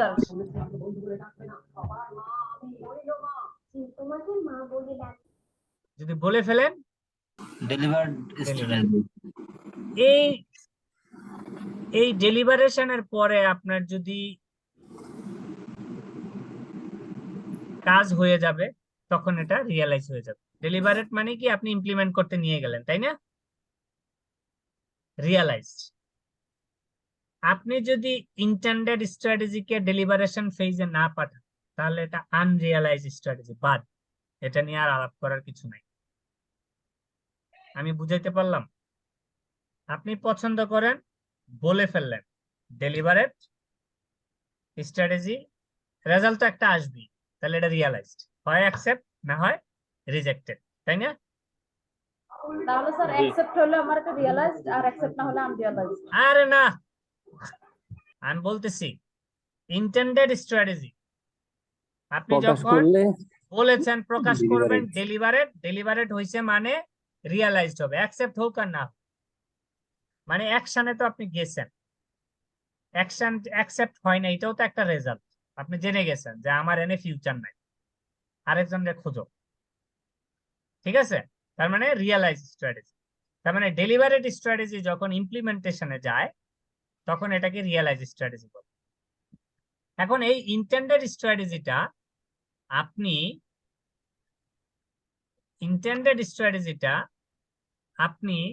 আমি স্পটলাইট নিচ্ছি একটা। এই ইন্টেন্ডেড স্ট্র্যাটেজিটা যখন আপনি মনের ভিতরেই রেখে দিলেন, বললেন না, তাহলে এটার কি আর কোনো দাম আছে? ওই ছেলে বা ওই মেয়ে ধরেন বিয়েই করে ফেলছে, এটার আর দাম আছে? You just throw it to the dustbin. এটা জিয়ে রেখে এখন কোনো লাভ নাই। এই জন্য এই ধরনের কোন স্ট্র্যাটেজি যখন থাকে তখন এটাকে আমরা বলে থাকি আনরিয়ালাইজড স্ট্র্যাটেজি। তার মানে যে স্ট্র্যাটেজি আপনি প্ল্যান করেছেন বাট এটা রোল আউটে আপনি যান নাই, এই ধরনের কোন স্ট্র্যাটেজি থাকলে এটা হলো আনরিয়ালাইজড স্ট্র্যাটেজি। পরিষ্কার? ইন্টেন্ডেড স্ট্র্যাটেজি যেটা আপনি অ্যাকশনে গিয়েছেন, ইমপ্লিমেন্টেশনে, এটা হলো ডেলিভারেট স্ট্র্যাটেজি। অ্যাকশন হলেই এটা হয়ে যায় রিয়ালাইজড স্ট্র্যাটেজি। পরিষ্কার? এখন এই যে ইন্টেন্ডেড স্ট্র্যাটেজি আপনার ডেলিভারেশন ফেজে গেলেন, তখন নানান ধরনের সমস্যা হয় না? যেমন আমরা ধরেন ভালোবাসার এক্সাম্পলে যেহেতু গিয়েছি, ওইখানেই আমরা থাকি। আপনি বললেন, অ্যাকসেপ্টও হইল, ঘুরতেও গেলেন, 2 দিন 4 দিন, ঝগড়া করে আবার চলে আসেন না? বলেন আসেন কি আসেন না? এখন একজন স্বীকার করবে না। আর ঝগড়া তো হয়, ভালোবাসার মধ্যে তো ঝগড়া হইতেই হবে। বলেন যে হ্যাঁ স্যার চলে আসি, বলেন চলে আসেন, হ্যাঁ মনে করি সেটাই বলেন, আপনি চলে আসেন। তাহলে এই যে চলে আসেন, তাহলে কি আপনার একটা ব্রেক হইলো না? এটাকে কি করতে হয়, আবার রিপেয়ার করতে হয় না? এই রিপেয়ার করার জন্য কিছু টেকনিক খাটাইতে হয় না? হয়তো বান্ধবীরে ফিট করতে হয়, নাহলে বন্ধুরে ফিট করতে হয়, নাহলে ফোনে মাপ চাইতে হয়, না হলে আবার চিঠি পাঠাইতে হয়, বাসার সামনে গিয়ে দাঁড়ায় থাকতে হয়, নানান রকমের স্ট্র্যাটেজি নিতে হয় না? কোম্পানি কথা বলেন না কেন? কোম্পানিতেও এরকম ইন্টেন্ডেড স্ট্র্যাটেজি যখন ইমপ্লিমেন্টেশনে যায় তখন নানান ধরনের নতুন নতুন উদ্ভট সব সমস্যা এটারে কি করে, হ্যাম্পার করতে থাকে। তখন এগুলাকে কি করতে হয়, সলভ করতে হয় না? সলভ করতে হয় না? এই সলভ করার জন্য একটা স্ট্র্যাটেজি থাকে যে এই ধরনের সমস্যা যদি উদ্ভট সমস্যা চলে আসে তাহলে আমরা কিভাবে সমাধান করব। এই ধরনের স্ট্র্যাটেজিকে আমরা বলে থাকি ইমার্জেন্ট স্ট্র্যাটেজি। মানে উদ্ভট সমস্যা হঠাৎ করে উদ্ভব হয়েছে, এটাকে তো অ্যাড্রেস করতে হবে, তাই না? তো এই ধরনের স্ট্র্যাটেজিকে আমরা বলে থাকি ইমার্জেন্ট স্ট্র্যাটেজি। তার মানে হলো ইন্টেন্ডেড স্ট্র্যাটেজি হচ্ছে আপনি যখন কোনো কিছু পরিকল্পনা করে ডকুমেন্ট করছেন, যদি আপনি এটা ইমপ্লিমেন্টেশনে পাঠান তাহলে এটা ডেলিভারেট স্ট্র্যাটেজি, তারপর এটা রিয়ালাইজ হয়ে যাবে। এই ডেলিভারেশন করতে গিয়ে যখন আপনি ইমপ্লিমেন্টেশন করেন অনেক ধরনের নতুন নতুন সমস্যা আসে, এগুলো যে স্ট্র্যাটেজি দ্বারা অ্যাড্রেস করা হয় এটাকে বলা ইমার্জেন্ট স্ট্র্যাটেজি। আর ইন্টেন্ডেড স্ট্র্যাটেজির কোনো পোরশন যদি আপনার ডেলিভারেশনে না যান তাহলে এটা আনরিয়ালাইজ স্ট্র্যাটেজি, গার্বেজে চলে যাবে ডাইরেক্ট। তাহলে কয়টা স্ট্র্যাটেজি হলো? 5টা হইলো। তাহলে ইন্টেন্ডেড থেকে সোজা কোথায় যাবে? ডেলিভারেটে যাবে। ডেলিভারেট মানে ইমপ্লিমেন্টেশন। যদি ডেলিভারেশনে না যায় তাহলে আনরিয়ালাইজ হয়ে গার্বেজে চলে যাবে, ডাস্টবিনে। ডেলিভারেট হইলে আপনি এটা ফিল্ডে রোল আউট করেছেন। এই রোল আউট করতে গেলে নতুন নতুন অনেক ধরনের চ্যালেঞ্জ আসবে, যেটা আমি স্ট্র্যাটেজি ফর্মুলার সময় মাথায় আসে না। এই ধরনের প্রবলেম সলভ করার জন্য যে স্ট্র্যাটেজি সেট করা হয় এটাকে বলা হয় ইমার্জেন্ট স্ট্র্যাটেজি। এই রোল আউট ফেজ হয়ে গেলে যে স্ট্র্যাটেজিটা সাকসেসফুলি ইমপ্লিমেন্ট করলেন তখন আমরা ওই স্ট্র্যাটেজিটাকে বলি রিয়ালাইজড স্ট্র্যাটেজি। কারো কোনো প্রশ্ন থাকলে বলেন। না স্যার ক্লিয়ার। এইটা যদি ভালো বুঝে থাকেন এটা যদি ভালো বুঝেন অনেক কিছু ইজি হয়ে যাবে আপনাদের জন্য। ঠিক আছে, এই যে দেখেন এগুলাই আপনার এখানে নিচে লিখছি। ঠিক আছে, জি স্যার, এটা আপনার অনেক সহজ করে বুঝাই দিলেন। হ্যাঁ আমি আজকে আমার আর জাস্ট এ মিনিট ক্লাসে আসতে হবে, ক্লাস মনোযোগ দিয়ে করতে হবে। There are few concepts that we are going to discuss in the next class, but in the next class definitely we will see one case study as well. We will read a case and we will try to solve that case, how we can extract information from the case and how you can adopt the strategic planning process into the case, and what would be the mechanism to answer of that sort of questions. And we will discuss a few concepts, the resource-based approach and the positioning-based approach. That is very important to understand, otherwise you will be lost. When you will apply positioning-based approach, when you will apply resource-based approach, that you need to also understand before formulating the strategy. And at the board level, organization must assess these approach before guiding strategy. We'll discuss about the strategy and ethics, how these two things work together. Okay? So hope to see you in the next class. Until then, stay safe and be happy. Huh? জি sir, Thank you so much. Class রুটিনটা দিবেন। Thank you sir. Routine ICB থেকে আসবে, ICB থেকে schedule দিলে আপনারা আমার নাম দেখলে বুঝতে পারবেন আমি ক্লাসে আসবো। হ্যাঁ, আমার নাম মোহাম্মদ জিয়াউল আলম, এফসিএ। নেম দেখলে বুঝতে পারবেন আমার class. Thank you sir. Thank Thank you you, sir. You welcome. জি স্যার, আসসালামু আলাইকুম। Good night.